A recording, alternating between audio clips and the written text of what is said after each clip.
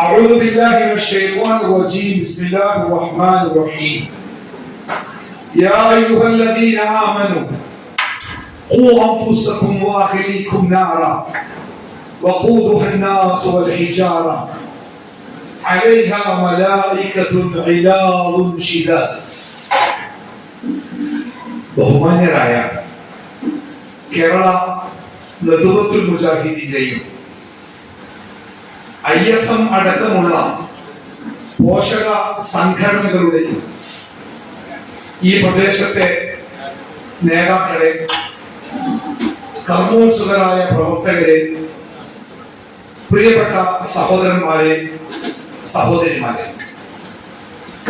സർവശക്തനായ അല്ലാഹുവിന്റെ നിയമങ്ങളും നിർദ്ദേശങ്ങളും വിധികളും വിലക്കുകളും ജീവിതത്തിന്റെ എല്ലാ സമയങ്ങളിലും സന്ദർഭങ്ങളിലും സാഹചര്യങ്ങളിലും ഒറ്റക്കായിരിക്കുമ്പോഴും കൂട്ടത്തിലായിരിക്കുമ്പോഴും രഹസ്യത്തിലും പരസ്യത്തിലും ലാഭത്തിലും നഷ്ടത്തിലും ആരോഗ്യത്തിലും രോഗത്തിലും ഏതവസ്ഥയിലും അല്ലാഹുവിന്റെ നിയമങ്ങൾ മുറുകെ പിടിച്ചു ജീവിക്കലാണ് ജീവിതത്തിന്റെ വിജയത്തിന്റെ നിദാനം എന്ന് മനസ്സിലാക്കണം എന്ന് സ്നേഹപൂർവ്വം ഓർമ്മപ്പെടുത്തുകയാണ്.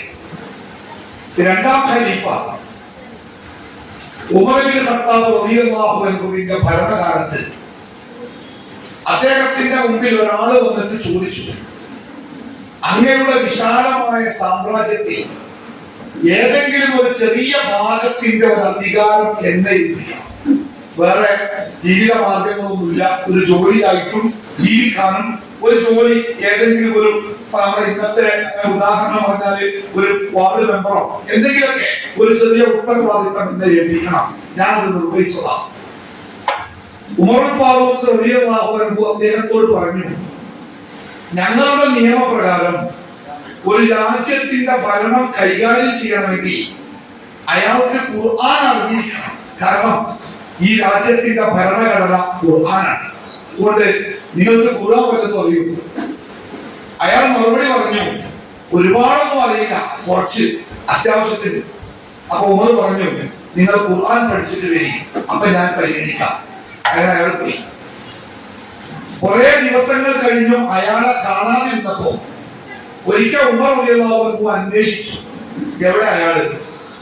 അങ്ങനെ ഉമറിന്റെ നിർദ്ദേശപ്രകാരം ഉദ്യോഗസ്ഥന്മാർ പോയിട്ട് അയാളെ തപ്പി അയാളെ പിടിച്ചു കൊണ്ടുവന്ന് ഉമറിന്റെ മുമ്പിൽ നിർത്തി. അപ്പൊ ഉമർ ഇബ്നു ഖത്താബ് റളിയല്ലാഹു അൻഹു അയാളോട് ചോദിച്ചു,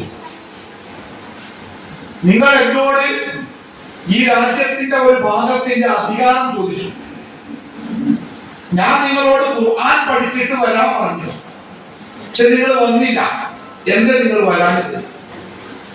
അതിനെ കൊടുത്ത മറുപടി തന്നെ, ഞാൻ വിശുദ്ധ ഖുർആൻ പഠിച്ചു. അങ്ങനെ ഒരായത്ത് കഴിഞ്ഞ് അടുത്ത ആയത്ത്, അങ്ങനെ ഖുർആൻ മുഴുവനും ഞാൻ പഠിച്ചപ്പോ ആ ഖുർആൻ എന്നെ ധന്യനാക്കി. ജീവിക്കുവാൻ ഉമറിന്റെ ഔദാര്യം വേണ്ടാത്ത വിധം, ഉമറിന്റെ വാതിൽക്കൽ പോയി കാത്തു നിൽക്കേണ്ടതില്ലാത്ത വിധം ഖുർആൻ എന്നെ ധന്യനാക്കി. അതുകൊണ്ടാണ് ഞാൻ വരാഞ്ഞത്. അപ്പൊ ഉമർ ഫാറൂഖ് റളിയല്ലാഹു അൻഹു അദ്ദേഹത്തോട് ചോദിച്ചു, വിശുദ്ധ ഖുർആനിന്റെ ഏത് ആയത്തുകളാണ് നിങ്ങളെ ഇത്രമേൽ ധന്യനാക്കിയത്? അപ്പൊ അദ്ദേഹം പറഞ്ഞ മറുപടിയാണ് സൂറത്ത് ത്വലാഖിലെ 2-ാമത്തെ 3-ാമത്തെയും ആയത്ത്, വമൻ യത്തഖില്ലാഹ യജ്അൽ ലഹു മഖ്റജ വമൻ യതവക്കൽ അലല്ലാഹി വഹുവ ഹസ്ബു. ആരാണോ ജീവിതത്തിന്റെ ഏത് അവസ്ഥകളിലും, അത് സുഖമാവാം, ദുഃഖമാവാം, പ്രയാസമാവാം, എളുപ്പമാവാം, രോഗമാവാം, ആരോഗ്യമാവാം, സമാധാനമാവാം, സങ്കടമാവാം, കടമാവാം, ലാഭമാവാം, എന്താവാം, നമ്മുടെ ജീവിതം വ്യത്യസ്തമായ തലങ്ങളിലൂടെ ഒക്കെ കടന്നു പോകും. ആ കടന്നു പോകുന്ന എല്ലാ അവസ്ഥകളിലും അല്ലാഹുവാണ് ഈ അവസ്ഥകളൊക്കെ എന്റെ ജീവിതത്തിലേക്ക് തരുന്നത് എന്ന തിരിച്ചറിവോടുകൂടി ഈ അവസ്ഥകളിലൊക്കെ ഞാൻ അല്ലാഹുവിനെ മുറുകെ പിടിച്ച് ജീവിക്കുന്നുണ്ടോ എന്ന് അല്ലാഹു എന്നെ പരീക്ഷിക്കുകയാണ് എന്ന് മനസ്സിലാക്കി ഏത് അവസ്ഥയും അള്ളാഹുവിന്റെ നിയമത്തെ ചേർത്ത് പിടിച്ചുകൊണ്ട് ഒരാൾ ജീവിക്കാൻ തയ്യാറായാൽ യജഅൽ ലഹു മഖ്റജ. മഖ്റജ് എന്ന അറബി വാക്കിന്റെ അർത്ഥം ഇംഗ്ലീഷിൽ പറഞ്ഞാൽ എക്സിറ്റ്, പുറത്തേക്കുള്ള വഴി. അവൻ കുടുങ്ങിയിരിക്കുന്ന പ്രതിസന്ധി ആരോഗ്യപരമായിട്ടോ സാമ്പത്തികമായിട്ടോ സാമൂഹികമായിട്ടോ കുടുംബപരമായിട്ടോ രാഷ്ട്രീയമായിട്ടോ എവിടെയാണോ അവൻ കുടുങ്ങിക്കിടക്കുന്നത്, ആ കുടുങ്ങിക്കിടക്കുന്ന അവസ്ഥയിൽ അള്ളാഹുവിന്റെ ദീനിനെ ചേർത്ത് പിടിച്ചുകൊണ്ട് ജീവിച്ചാൽ യജഅൽ ലഹു മഖ്റജ. അള്ളാഹു അവന് ആ പ്രയാസത്തിൽ നിന്ന് പുറത്തേക്കുള്ള വഴി അള്ളാഹു അവൻ ഉണ്ടാക്കി. ആരാണോ തന്റെ കാര്യങ്ങളൊക്കെ അള്ളാഹുവിൽ ഭരമേൽപ്പിക്കുന്നത്, എന്താ അങ്ങനെ പറഞ്ഞാല് അള്ളാഹുവിൽ ഭരമേൽപ്പിക്കുക അർത്ഥം എന്റെ ജീവിതത്തിലെ ഏത് കാര്യങ്ങളും അത് എനിക്ക് ഗുണമുള്ള കാര്യമാവട്ടെ അതെനിക്ക് ദോഷമുള്ള കാര്യമാവട്ടെ, രണ്ടാണെങ്കിലും അത് അള്ളാഹുവിന്റെ നിശ്ചയപ്രകാരമാണ് നടക്കുന്നത്. അതുകൊണ്ട് അത് ഗുണമായാലും എനിക്ക് ദോഷമായാലും അള്ളാഹുവേ ഈ പരീക്ഷണത്തിൽ എനിക്ക് നീ നന്മ നൽകണേ എന്ന വിശ്വാസത്തോടു കൂടി തന്റെ ജീവിതത്തെ ആരാണോ അള്ളാഹുവിനെ ഏൽപ്പിക്കുന്നത് അവന് അള്ളന്നെ മതി അവന്റെ മോചനത്തിന്. അപ്പോ നമ്മളൊക്കെ ചിലപ്പോഴൊക്കെ ഈ പ്രയാസങ്ങളും ബുദ്ധിമുട്ടുകളും ഉണ്ടാകുമ്പോ ഇബ്ലീസ് നമ്മുടെ മനസ്സിൽ മന്ത്രിക്കുന്ന ഒരു മന്ത്രം നിലകൾ നല്ല കോലത്തിലാണെങ്കിൽ നമ്മുടെ എല്ലാ കാര്യത്തിലും ഉഷാറാ, നിസ്കാരം നോമ്പും സക്കാത്തും കാര്യങ്ങളൊക്കെ ഉഷാറാ. പക്ഷേ ചില പ്രതിസന്ധികളും പ്രയാസങ്ങളും വരുമ്പോ ഇബ്ലീസ് നമ്മുടെ മനസ്സിൽ ഇരുന്നിട്ട് മന്ത്രിക്കുകയും ഈ പ്രതിസന്ധിയിൽ നിന്ന് നിനക്ക് രക്ഷപ്പെടണമെങ്കിൽ ഇതുവരെ നീ ജീവിച്ച പോലെ ഹറാമും ഹലാലും ഒന്നും നോക്കി ജീവിച്ചാൽ നിനക്ക് രക്ഷപ്പെടാൻ കഴിയില്ല. ഇതിൽ നിന്ന് രക്ഷപ്പെടണമെങ്കിൽ നീ ചിലതൊക്കെ ചെയ്യേണ്ടി വരും. അതൊക്കെ തെറ്റല്ലേ? തെറ്റും ശരിയൊക്കെ നോക്കിയിട്ട് ജീവിക്കണമെങ്കിൽ ഇത് അവിടെ തന്നെ ഇരുന്നോ? അതല്ല, ഈ പ്രതിസന്ധിയിൽ നിന്ന് നിനക്ക് രക്ഷപ്പെടണോ എങ്കിൽ നീ ചില കാര്യങ്ങളൊക്കെ ചെയ്യേണ്ടി വരും. അത് ചിലത് തെറ്റേക്കാറും ചിലത് വളരെ മോശക്കാറും, പക്ഷെ രക്ഷപ്പെടാൻ നിന്റെ മുമ്പിൽ വേറെ മാർഗവുമില്ല. അതുകൊണ്ട് നീ ചെയ്തേ പറ്റൂ. അല്ലേ? കുടുംബോ കൈക്കൂലി കൊടുക്കുന്നവര്, പലിശ വാങ്ങുന്നവര്, ആത്മഹത്യ ചെയ്യാൻ പോകുന്നവര്, ജീവിതം വഴിമുട്ടുമ്പോ വേണ്ടാത്ത പ്രവൃത്തിയിലേക്ക് വേണ്ടാത്ത ജീവിതചര്യകളിലേക്ക് സ്വന്തം ജീവിതത്തെ കൊണ്ടുപോകുന്നവര്, അവരൊക്കെ പിന്നീടുള്ള സംസാരത്തിൽ പറയുന്ന ഉത്തരധാരോ എന്റെ മുമ്പിൽ വേറെ മാർഗല്ലേ, അത് ചെയ്യല്ലാതെ എന്റെ മുമ്പിൽ വേറെ മാർഗല്ലേ, ആ പണിക്ക് പോകല്ലാതെ എന്റെ മുമ്പിൽ വേറെ മാർഗല്ലേ. അങ്ങനെയാണോ? അള്ളാഹുവിനെ ധിക്കരിച്ച് ഈ ലോകത്ത് എന്ത് വിജയം നേടാം, എന്ത് മോചനം നേടാം എന്നാണ് നമ്മൾ പ്രതീക്ഷിക്കുന്നത്. അതുകൊണ്ട് എന്റെ മുഴുവൻ പ്രിയപ്പെട്ടവരോടും എന്റെ സംസാരത്തിന്റെ ഒന്നാമത്തെ ഭാഗമായി റസൂലുള്ളാഹി സ്വല്ലല്ലാഹു അലൈഹി വസല്ലമ ഏതൊരു സമയത്ത് തന്റെ അനുയായികളോട് സംസാരിക്കുന്നുണ്ടോ ആ സംസാരത്തിൽ വിട്ടുപോകാതെ പ്രവാചകൻ അവരോട് പറഞ്ഞ ഒരു വാക്കെന്താ? നിങ്ങൾ തഖ്വയുള്ളവരായി ജീവിക്കണം കേട്ടോ, മരണം വരെ. എന്ന് പറഞ്ഞാൽ ഏതവസ്ഥയിലും അള്ളാഹുവിന്റെ കൂടെ നിൽക്കലാണ് എന്റെ ജീവിതത്തിന്റെ വിജയം.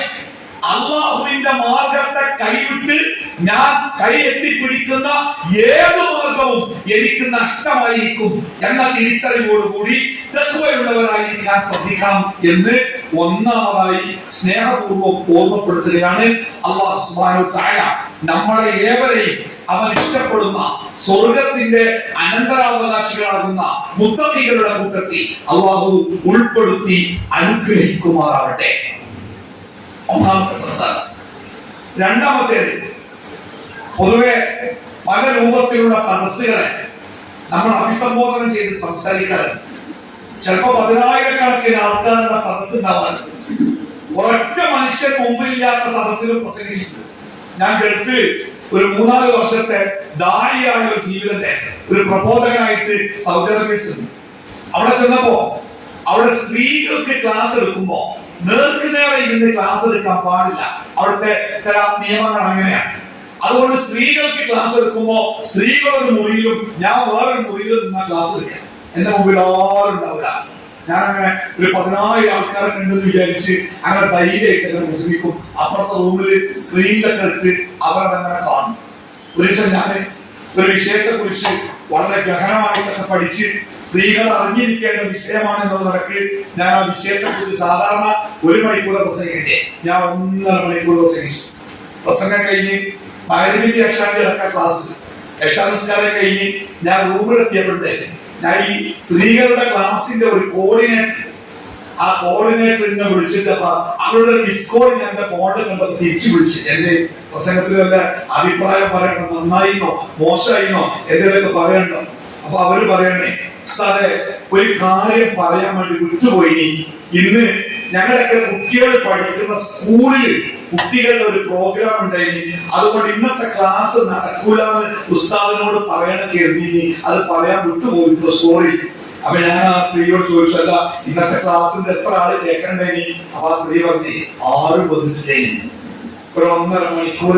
അതിന് മുമ്പ് നാട്ടിലായിരുന്ന സമയത്തൊക്കെ എനിക്ക് സദസ്സിൽ ഒരു 10-25 ആണെന്നില്ലെങ്കിൽ സംസാരിച്ചാൽ വാക്ക് കണ്ട് പോരുടെ ഇതൊക്കെ അവ പറഞ്ഞിട്ട് ആകെ 10 ആളുകൾ. പക്ഷെ ആ ഗൾഫിൽ പോയി വന്ന ശേഷം എനിക്ക് ആൾക്കാരൊന്നും വേണ്ട, ആരുമില്ലാത്ത സദസ്സിലും ഈ റോഡിലുള്ള പെന്തക്കോസ്തുകാർ പ്രസംഗിക്കുന്നത് അതേമാതിരി ആരുമില്ലാത്ത സദസ്സിലും ഞാൻ ഇങ്ങനെ പ്രസംഗിക്കും. പക്ഷെ ഞാനിത് പറഞ്ഞെന്താ, ഞാൻ സംസാരിക്കുന്ന സദസ്സുകളുടെ കൂട്ടത്തിൽ ഏറ്റവും ഇഷ്ടപ്പെട്ട സദസ്സ് ആരാണ്, ഏതാണ് എന്നൊക്കെ ആരെങ്കിലും ചോദിച്ചാൽ ആലോചിക്കാതെ ഞാൻ ഉത്തരം പറയും, അത് കുടുംബങ്ങൾ ഒത്തുകൂടുന്ന സദസ്സാണ്. 10,000 ആൾക്കാർ ഒത്തുകൂടുന്ന നമ്മുടെ മഹാസമ്മേളനങ്ങളിൽ പ്രസംഗിക്കുമ്പോഴൊന്നും ഇല്ലാത്ത ഒരു ആത്മാർത്ഥതയും ഒരു ഇഷ്ടമൊക്കെ എനിക്ക് കുടുംബം ഒരുമിച്ച് കൂടിയുള്ള ആ സദസ്സുകളിൽ സംസാരിക്കുമ്പോൾ ഉണ്ടാവാറുണ്ട്. ഇവിടെയും ഈ ഒറ്റപ്പാലത്ത് ഒരുപക്ഷെ ഈ വേദിയിൽ ഞാൻ ആദ്യമാണെന്ന് തോന്നുന്നു. പക്ഷേ എനിക്ക് ഈ എന്റെ മുമ്പിൽ നിൽക്കുന്ന ഈ സദസ്സ് എനിക്കേറെ സന്തോഷം നൽകുന്ന, ഒരുപാട് മാനസികമായി സമാധാനം നൽകുന്ന ഒരു സദസ്സാണ്. കാരണം നമ്മൾ സംസാരിക്കുന്ന കാര്യങ്ങൾ പലപ്പോഴും പാപ്പാര് മാത്രം കേൾക്കും, ചിലപ്പോൾ ഉമ്മാരുണ്ടാവും. ഇവരൊക്കെ ഒറ്റപ്പാലത്തെ മുജാഹിദ് പ്രസ്ഥാനത്തിന്റെ ചരിത്രം ഞാൻ ചോദിച്ചപ്പോ പതിറ്റാണ്ടുകൾ ഞാനൊക്കെ മുജാഹിദ് പ്രസ്ഥാനം എന്താണ് എന്ന് അറിയുന്നതിന് മുമ്പ് മുജാഹിദ് പ്രസ്ഥാനത്തിന് ശക്തമായ പേരുണ്ടായ നാടാണ് ഒറ്റപ്പാലം. ഈ ഇരിക്കുന്ന താഴെ തലയൊക്കെ നിറച്ചിരിക്കുന്ന ആൾക്കാരൊക്കെ ഉണ്ടല്ലോ, ഇവരൊക്കെ എനിക്ക് മുമ്പ് ഇസ്ലാമിക് പ്രസ്ഥാനം കേൾക്കാൻ തുടങ്ങിയ ആൾക്കാരാണ്. ഞാനൊക്കെ ഒരു ആയത്ത് ഓതി വെക്കുമ്പോൾ ഹംസാക്കൊക്കെ അറിയാം എന്തൊക്കെ അറിയാം പറയാൻ പോകുന്നത്, കാരണം കുറെ കാലം കേൾക്കാൻ തുടങ്ങിയിട്ടേ. പക്ഷെ അതല്ലല്ലോ നമ്മുടെ മുമ്പിൽ ഇത് തീരെ കേൾക്കാത്ത. ഞാൻ പിന്നെ ഒരാൾ എനിക്ക് ഒരു വാട്സാപ്പില് എനിക്കൊരു ചെറിയ ക്ലിപ്പ് അയച്ചത്. അപ്പോ ഈ ഫേസ്ബുക്കിലൊക്കെ ക്ലിപ്പ് ആയതുകൊണ്ട് എല്ലാവരും കാണുന്നുണ്ടാവും. ഇതാ പെൺകുട്ടിയുടെ പ്രായം കണ്ടപ്പോ ഒരു +1 +2 പഠിക്കുന്ന പെൺകുട്ടിയാവാം, സ്കൂൾ യൂണിഫോം ഇട്ട പെൺകുട്ടിയാണ്. അപ്പൊ ആ പെൺകുട്ടിയുടെ കാത് കുത്തുക, മേക്കാത് എന്തോ അതിനാൻ വേണ്ടി കുത്തുക. അപ്പൊ കാത് കുത്തുന്ന സമയത്ത് മറ്റേ ചെറിയ കുട്ടികളാകുമ്പോൾ കാത് കുത്തുമ്പോ അറിയില്ല, വേദന കുത്തിയിട്ടേ അറിയുള്ളൂ. ഇത് വലിയ കുട്ടിയായതുകൊണ്ട് ഈ കുട്ടിക്ക് ആദ്യം ഒരു ബോധ്യമുണ്ട് വേദന ചെയ്തു. അതുകൊണ്ട് ഇങ്ങനെ ഈ കുട്ടീനെ ഇങ്ങനെ കാത് കുത്താൻ വേണ്ടി ആ സാധനമൊക്കെ കുടുക്കി ഇങ്ങനെ നിൽക്കുമ്പോ ഈ കുട്ടി ഇങ്ങനെ കണ്ണിൽ വീട്ടുകാണ്ട് അങ്ങനെ ചെല്ലുന്നുണ്ട്. പിന്നെ കുറച്ചുകൂടെ കഴിഞ്ഞ കുട്ടി പതിനീങ്ങളെ ശ്രോതാക്കളെ എങ്ങനെ ആരൊക്കെയോ വിളിക്കുന്നുണ്ട്, കാക്കടെ കാക്കടെ കാക്കടെ ഒറ്റ അതോട്ടെ. നമ്മുടെ വിഷയമല്ല, ഈ ഒരു +2 ക്ലാസ്സിലൊക്കെ പഠിക്കുന്ന കുട്ടി പറഞ്ഞാല് ഒരു 17-18 വയസ്സുള്ള ഈ ലോകം തിരിയുന്ന കുട്ടികൾ, ആ കുട്ടികൾ പോലും അവരുടെ ജീവിതത്തിൽ പ്രയാസങ്ങളും ബുദ്ധിമുട്ടും ഒക്കെ മാറാന് ബദരീങ്ങളെയും മുഹദീങ്ങളെയും ശ്രോതാക്കളെയും മമ്പർത്തങ്ങളെയൊക്കെ വിളിച്ച് പ്രാർത്ഥിക്കുന്ന ഒരു കാലത്ത് നമ്മൾ ജീവിക്കണം. ഒരുപക്ഷെ നമ്മളൊക്കെ ഈ തൗഹീദിന്റെ നെല്ലും പതിരും വേർതിരിച്ച് മനസ്സിലാക്കിയവരാ ഈ മുതിർന്നവരൊക്കെ. പക്ഷെ നമ്മളൊരു 20 വയസ്സിന്റെ 25 വയസ്സിന്റെ താഴെയൊക്കെ തലമുറണ്ടല്ലോ, അവർക്ക് ഇതൊന്നും അല്ലാതെ കിട്ടിയിട്ടില്ല. കാരണം നമ്മളൊക്കെ കേട്ട വാദപ്രതിവാദങ്ങളോ ഗണന പ്രസംഗങ്ങളോ അല്ലെങ്കിൽ പ്രസംഗങ്ങളോ ഒന്നും അവർക്ക് കിട്ടിയിട്ടില്ല. അവർക്ക് ആകപ്പാടെ കിട്ടുന്നത് നമ്മുടെ കേരളത്തിന്റെ മദ്രസയിൽ സ്വഭാവം വിശ്വാസം എന്ന പുസ്തകത്തിൽ 4ാം ക്ലാസ്സിൽ ഒരു പാടുണ്ട്, തൗഹീദ് എന്നാൽ ഏകദൈവം എന്നൊക്കെ പറയുന്ന 2-3 പേജുള്ള ഒരു പാഠം. ഈ പാഠമാണ് ആകപ്പാടെ കുട്ടിക്ക് കിട്ടിയ തൗഹീദ്. പുതിയ കാലത്താവട്ടെ വേണ്ടാത്ത മായാവി കഥകളും കള്ളക്കഥകളും കള്ളക്കഥമത്തുകളൊക്കെ പഠിപ്പിച്ച് പറഞ്ഞ് അത് വിശ്വസിപ്പിക്കുന്ന ഒരു കാലത്തെ നമ്മുടെ മക്കൾ അടങ്ങുന്ന തലമുറയുണ്ടല്ലോ, ആ തലമുറക്ക് മതപരമായ പരിജ്ഞാനം തീരെ കിട്ടുന്നില്ല. അതുകൊണ്ട് തന്നെ അവരെ മതത്തിന്റെ വഴിയിലേക്ക് കൊണ്ടുവരാൻ നമുക്ക് സാധിക്കുന്നില്ല. എന്നാൽ ഈ വയല് കേട്ട് ഒരു കല്യാണത്തിന്, ഇപ്പൊ നമ്മുടെ വീട്ടിലെ ബാപ്പ കല്യാണത്തിന് പോയിക്കണമെങ്കിൽ കല്യാണം കഴിഞ്ഞ് വീട്ടിൽ ചെല്ലുമ്പോൾ മക്കൾ ചോദിക്കും, ബാപ്പ എന്തൊക്കെ കല്യാണത്തിന് ഉണ്ടായി, അതെന്താണ്, മന്തി ഉണ്ടായി, ബിരിയാണി ഉണ്ടായി, പിന്നെ റോസ്റ്റ് ഉണ്ടായി, ചിക്കൻ 65 75 കുറേ പേര് ഉണ്ടാവും. അപ്പൊ അതൊക്കെ ഉണ്ടായി നിങ്ങൾ ഞങ്ങൾക്കൊന്നും കൊടുക്കുന്നല്ലോ. കുട്ടികളൊക്കെ പറഞ്ഞു കൊടുക്കും എന്തൊക്കെയുണ്ട്. പക്ഷെ വയലിന് പോയ ഒരു ബാപ്പാനോട് ഇതുവരെ ഒരു കുട്ടികൾ ചോദിച്ചിട്ടില്ല എന്തൊക്കെയാണ് ബാപ്പ എന്ന് വയലിന് അത് പറഞ്ഞിരുന്നു. ഒരു ബാപ്പി പെരിയിൽ പോയിട്ട് മക്കൾക്ക് പറഞ്ഞു കൊടുത്തിട്ടില്ല മക്കളെ എന്നതും ഇന്നതൊക്കെ പറഞ്ഞിട്ടോ. ഈ വിഷയത്തിൽ മാത്രം നമ്മൾ സ്വാർത്ഥരാണ്. സുബൈക്ക് ബാങ്ക് വിളിച്ചാൽ 5 മണിക്ക് ബാങ്ക് വിളിക്കുമ്പോ ഈ പറയപ്പെട്ട നമ്മളെ ബാപ്പമാരൊക്കെ പതുക്കെ എണീറ്റ് ഒന്നുമെടുത്തിട്ട് ടോർച്ച് കൊടുത്തിട്ട് നമ്മൾ പള്ളിക്കൊക്കെ നിസ്കരിക്കാൻ പോകും. എല്ലാം വാതിലൊക്കെ ഇങ്ങനെ അടിച്ചിട്ട് പുറത്തുനിന്ന് വിളിച്ചിരും. നമ്മളെ ജനമണപ്പുറത്ത് ഒരു വീട്ടിൽ കള്ളം കയറി കുറെ സ്വർണ്ണം മോഷിച്ച്. അപ്പൊ എങ്ങനെ കള്ളം കയറിയത്? കള്ള എന്നും നോക്കാറുണ്ട് ഈ വീടിന്റെ അവസ്ഥ എന്താ. അപ്പൊ സുബൈന്റെ 1/2 മണിക്കൂർ മുമ്പേ ആ വീട്ടിലെ നാടൻ എഴുന്നേറ്റ് പള്ളിക്ക് പോകും. മൂപ്പര് പള്ളിക്ക് പോകുമ്പോഴേ വീട്ടിലുള്ള ആൾക്കാരെ ഉണർത്താതിരിക്കാൻ വേണ്ടി മൂപ്പര് തയ്യാറില്ല. മൂപ്പര് പോകുമ്പോ വാതിൽ ഇങ്ങനെ പുറത്തുനിന്ന് കുച്ചിട്ട് നടക്കുക.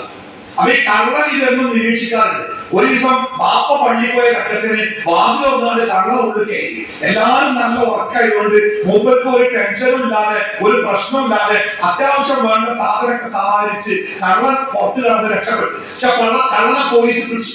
അപ്പൊ തെളിവെടുപ്പിന് വേണ്ടി കള്ളനെ ആ വീട്ടിൽ കൊണ്ടുവന്നപ്പോഴാണ് പറഞ്ഞത് വാതിലിന്റെ പൂട്ട് പൊളിക്കേണ്ട പ്രയാസം പോലും കള്ളനുണ്ടായില്ല. കാരണം ബാപ്പ പുറത്തുനിന്ന് കുട്ടിക്ക് പോകാം. നമ്മളൊക്കെ ഏകദേശം അങ്ങനെ തന്നെയാ. വെല്ല ഒച്ചുണ്ടാക്കാതെ പഠിക്കരുത്. എന്താ ഒച്ചുണ്ടാക്കാട്ട് കുട്ടികളൊക്കെ ഉറങ്ങല്ലേ, ഓരോ ഉറങ്ങിക്കോട്ടെ. ഈ വീട്ടിലമ്മമാരുണ്ടല്ലോ 40, 45, 50 വയസ്സുള്ള അമ്മമാരിൽ ഒരു സുബൈന്റെ 1/2 മണിക്കൂർ പഠിക്കും. എന്നിട്ട് ബാത്റൂമിൽ പോയിട്ട് ലൈറ്റും കൂടി ഇടില്ല. ലൈറ്റ് ഇടാതെ തപ്പി തപ്പി ബാത്റൂമിൽ പോയിട്ട് ഒന്നുണ്ടാക്കിയിട്ട് ഒരു മുസല്ല വെച്ചിട്ട് നീച്ചൂലേ? നീച്ചാലോ? നീച്ചുകാണ്ട് പറയുന്നത് ഉപേക്ഷിച്ചാലോ? ഈ ദുനിയാവിലെ ഈ കുട്ടികളെ കൊണ്ട് കുടുങ്ങിയിരിക്കുന്നത്. ഇനി നാളെ പരലോകത്തും കൂടി ഇവർ സ്വർഗത്തിൽ അപ്പുറം വന്നാൽ തലവേദന ആവില്ല. അതുകൊണ്ട് ഒറ്റ ഒന്ന് സ്വർഗത്തിൽ വരരുത്. ഉറങ്ങി നരകത്തിൽ പോട്ടെ. ഞാനെന്റെ മാപ്പിളി മാപ്പിള വള്ളിക്കും പെണ്ണുങ്ങൾ വീടിന്റെ ദൂരത്തിലും സ്വാർത്ഥരാണ് നമ്മൾ. ഈ വിഷയത്തിൽ നമ്മുടെ മക്കളെ സ്വർഗത്തിലേക്ക് കൂട്ടിക്കൊണ്ടുപോകുന്ന വിഷയത്തിൽ നമ്മൾ വളരെ സ്വാർത്ഥരാണ് അല്ലേ? അല്ലാഹു സുബ്ഹാനഹു വ തആല നമ്മളെ ഏൽപ്പിച്ച ഉത്തരവാദിത്തം, ആ ഉത്തരവാദിത്തം ഹാർട്ട് അറ്റാക്ക് വന്ന് അതിന്റെ കൂടെ സ്ട്രോക്കും വന്ന് ഏകദേശം മരണത്തിന്റെ മുമ്പിൽ ഇങ്ങനെ എപ്പോഴും സംഭവിക്കാവുന്ന രൂപത്തിൽ കിടക്കുന്ന ഒരു രോഗിയെ ഞാൻ ഡോക്ടറുടെ പ്രഭാഷണത്തിൽ കേട്ടതാ. ആ ഡോക്ടർ പറയുന്നുണ്ട് ആ രോഗിയുടെ അടുത്ത് പോയിട്ട് അയാളെ ടെൻഷൻ കുറക്കാൻ വേണ്ടി ആ ഡോക്ടർ ആ രോഗിയോട് സംസാരിക്കട്ടെ, എന്തൊക്കെയാണ് വീട്ടിലെ അവസ്ഥ, എന്തൊക്കെയാണ് കാര്യങ്ങൾ ചോദിച്ചത്. അപ്പൊ ആ രോഗി പറഞ്ഞത്രേ, ഡോക്ടറെ എനിക്ക് മരിക്കാൻ യാതൊരു ഭയമില്ല, എനിക്ക് മരിക്കാൻ യാതൊരു ഭയമില്ല. കാരണം ഞാൻ എന്റെ ഉത്തരവാദിത്വം മുഴുവൻ നിർവഹിച്ചു കഴിഞ്ഞിട്ടുണ്ട്. 5 മക്കളുണ്ട്, 3 പെൺമക്കളാണ്, 3 കെട്ടിച്ചു, അവർക്കൊക്കെ വീടായി, അവർ സുന്ദരമായി വിദേശത്തും സ്വദേശത്തുമായിട്ട് ജീവിക്കുന്നുണ്ട്. മറ്റ് 2 ആൺമക്കളുണ്ട്, അവർക്ക് 2 നല്ല പോലെ ഏർപ്പാടാക്കി കൊടുത്തിട്ടുണ്ട്, അവർക്കും വീടായിട്ടുണ്ട്, എല്ലാവരും സ്വസ്ഥമായിട്ട് ജീവിക്കുന്നുണ്ട്. എന്റെ ഉത്തരവാദിത്വം മുഴുവൻ പൂർത്തിയാക്കിയിട്ടുണ്ട്. അതുകൊണ്ട് എനിക്കിനി മരിക്കാൻ ഒരു പേടിയില്ല. ആരെ പറഞ്ഞ നമ്മളോട് നമ്മുടെ ഉത്തരവാദിത്വം എന്ന് പറഞ്ഞാല് മക്കളെ കെട്ടിക്കലും മക്കൾക്ക് വീട് വെച്ച് കൊടുക്കലും അവർക്ക് ജോലി കൊടുക്കലുമാണ് നമ്മുടെ ഉത്തരവാദിത്വം എന്ന് ആരാ നമ്മളെ പറഞ്ഞ് പഠിപ്പിച്ചത്? അത് ചെയ്തു കഴിഞ്ഞാൽ നമ്മുടെ ഉത്തരവാദിത്വം തീർന്നു ആരാ നമ്മൾ പഠിപ്പിച്ചത്? മക്കൾക്ക് വീട് കൊടുത്തിട്ട് സർക്കാർ കൊടുക്കൂലേ? അല്ലേ? ലൈഫിലൊക്കെ ഉൾപ്പെടുത്തിയിട്ട് വീട് കൊടുക്കൂലേ? ഇവിടെ ഒറ്റപ്പാലത്ത് ഏതെങ്കിലും കുടുംബം പട്ടിണി കിടക്കുന്നുണ്ടെന്ന് ഈ ഇരിക്കുന്ന ഈ കമ്മിറ്റിയുടെ മുമ്പാകങ്ങൾ പറഞ്ഞു നോക്കി. ഒറ്റപ്പാലത്തെ ഇന്ന കുടുംബം പട്ടിണിയാണെന്ന് പറഞ്ഞാല് ആ കുടുംബത്തിന് 1 കൊല്ലം ജീവിക്കാനുള്ള ഭക്ഷണം കൊടുത്തു. ഞങ്ങൾ നമ്മുടെ നാട്ടില് ഈ പ്രളയം ഉണ്ടായിരുന്നു. നമ്മുടെ കഴിഞ്ഞ ഈ എന്താ പറയാ കവളപ്പാറ പ്രദേശത്തൊക്കെ മണ്ണിടിച്ചിലൊക്കെ ഉണ്ടായിട്ട് വരുന്ന സമയത്ത്, വെള്ളം കയറിയ സമയത്ത് നിലമ്പൂർ പ്രദേശത്തേക്ക് ഈ സഹായത്തിന്റെ ഒരു ഒഴുക്കുന്നുണ്ടായി, ഭയങ്കര ഒഴുക്ക്. അപ്പൊ അങ്ങനെ ചാക്ക് കണക്കിന് അരിയൊക്കെ വന്നപ്പോഴേ ഞങ്ങൾ ഈ അരിയൊക്കെ ശേഖരിച്ച് ഒറ്റപ്പെട്ട് കിടക്കുന്ന വീടുകളിലേക്ക് ഈ അരിച്ചാക്കുമായിട്ട് അങ്ങനെ നടന്നു പോകുമ്പോ ആ വീട്ടിൽ അവിടെ കാണുന്ന വീട്ടിൽ നിന്ന് അവിടുത്തെ ചേച്ചിമാര് താത്തമാര് വിളിച്ചു പറയണേ, പിന്നെ നിങ്ങൾ അരി കൊണ്ടാണ് വരുന്നെങ്കിൽ ഇങ്ങോട്ട് വരണ്ടോ, ഇവിടെ അരി വെക്കാൻ സ്ഥലമില്ല. എന്താ കാരണം? സാധനം കിട്ടിയിട്ടേ. അവിടുത്തെ പലചരക്ക് കച്ചവടക്കാർ ഞങ്ങളുടെ ചുങ്കത്ര അങ്ങാടിയിലെ ഒരു പലചരക്ക് കടക്കാരനോട് പറയണേ, നിങ്ങൾക്ക് വല്ല കഥ എന്തേ സംഭവം? ആൾക്കാർ വിളിച്ചു ചോദിക്കത്രേ, നല്ല അധിപൻ, അന്ന് അധിപൻ അരിക്ക് 35 രൂപയൊക്കെ കിലോന് വരുന്ന സമയം. ഞാൻ പറഞ്ഞത് സാമ്പത്തികമായ പ്രയാസങ്ങളും ബുദ്ധിമുട്ടുകളും നമുക്കൊക്കെ ഉണ്ടെങ്കിൽ അതൊക്കെ പരിഹരിക്കാനും നികത്തി തരാനും ഈ ലോകത്ത് സംവിധാനങ്ങളുണ്ട്. പലപ്പോഴും നമ്മൾക്കൊക്കെ ചില രോഗങ്ങളൊക്കെ ചില പ്രയാസങ്ങളൊക്കെ വരുമ്പോ നമ്മളെ കുറിച്ച് ആലോചിക്കാറില്ല. പക്ഷേ ഞാൻ ഇപ്പം അങ്ങോട്ട് കണ്ണടച്ചാൽ എന്റെ കുട്ടിയുടെ അവസ്ഥ എന്തേക്കാം, എങ്ങനെയൊക്കെ ജീവിക്കാം, ഒരു വിവരം കൊടുത്തില്ല, എല്ലായിടത്തും ഞാനാണ് ഓടിയെത്താറ്. ഞാൻ അങ്ങോട്ട് ഇല്ലാതായാൽ എന്റെ മക്കളും കുടുംബമൊക്കെ എന്താവുക? ചിലപ്പോ നമ്മുടെ കണ്ണിനെ കേൾക്കാൻ പാടില്ലേ? അത് അത്രമാത്രം പ്രായമില്ലാത്ത ആളുകളൊക്കെ ചില മാരകമായ രോഗത്തിലൊക്കെ പിടിപെടുമ്പോ നമ്മൾ അവരെ സന്ദർശിക്കാൻ വരുമ്പോ കൈ പിടിച്ച് കണ്ണ് നിറച്ച് അവർ പറയുന്നത് വാക്ക് കുറെ ഞാൻ കേട്ടിട്ടുണ്ട്. എന്താ വാക്ക്? അതെ, മരിക്കാൻ പേടിയില്ല, എന്തായാലും ഒന്ന് മരിക്കണ്ടേ. പക്ഷെ എവിടെ എത്താത്ത കുട്ടികൾ, ഒന്നിനും സ്വന്തമായിട്ട് കഴിവില്ലാത്ത ഭാര്യ, ഈ എവിടെയും എത്തിയിട്ടില്ലാത്ത വീട്, ഇവരിട്ടുകാണ്ട് ഞാൻ അങ്ങോട്ട് പോയാൽ എന്റെ കുട്ടികളെ ഈ കുടുംബത്തിന്റെ അവസ്ഥ എന്താകും? അത് ഓർത്തിട്ടാണ് ഉസ്താദ് എനിക്ക് വിഷമം, മരിക്കാൻ എനിക്ക് പേടിയൊന്നുമില്ല എന്ന് പറയുന്ന പല ആളുകളെയും നമ്മുടെ ജീവിതത്തിൽ കണ്ടിട്ടുണ്ട്.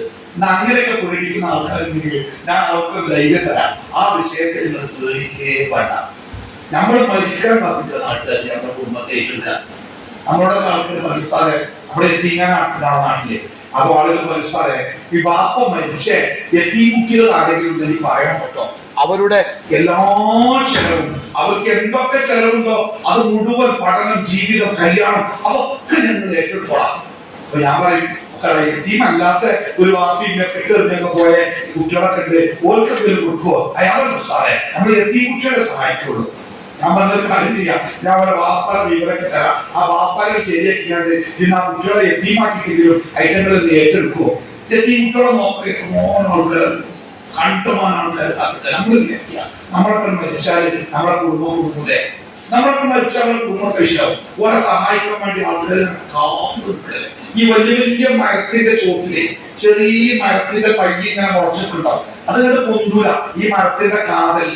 ആ മരം വെട്ടി ഒഴിവാക്കിയാണല്ലോ ഈ ചെറിയ ചെടികൾ എത്ര എളുപ്പങ്ങൾ നേരത്തെ പോകുന്നത്. നമ്മളൊക്കെ പോയാല് രണ്ടാമത്തെ മൂന്നാമത്തെ ദിവസം നമ്മുടെ കുട്ടികളുടെ കണ്ണൊക്കെ തോത്തി ഒരു ജീവിക്കാൻ തുടങ്ങൂലേ? ഓരെ സഹായിക്കാൻ വേണ്ടി ആൾക്കാർ ഇഷ്ടമൊക്കെ കാത്തിട്ടുണ്ട്. അതുകൊണ്ട് അതിലും നാലും ബേജാറാവണ്ട. നമ്മൾ പോയാൽ പോലെ എന്താവാ, ഓരേക്കാളും സഹായിക്കും. അതൊന്നുമല്ല പ്രശ്നം. അല്ലാഹു സുബ്ഹാനഹു വ തആല നമ്മളെ ഏൽപ്പിച്ച ഉത്തരവാദിത്വം, നമ്മുടെ സംരക്ഷണയിലുള്ള നമ്മുടെ കുടുംബമുണ്ടല്ലോ. യാ അയ്യുഹല്ലദീന ആമനൂ, സത്യവിശ്വാസികളെ, ഖൂ അൻഫുസകും, നിങ്ങൾ എല്ലാവരും നിങ്ങളുടെ തടി, അവനാന്റെ തടി അവനാൻ കാത്തോണം. ഒന്നാമത്തെ നിർദ്ദേശം, അവനാന്റെ തടി അവനാൻ നോക്കണം. നരകത്തിന്റെ എന്റെ തടിയിൽ ഞാൻ തന്നെ രക്ഷപ്പെടുത്തണം, വേറെ ഒരാൾക്കും രക്ഷപ്പെടുത്താൻ കഴിയില്ല.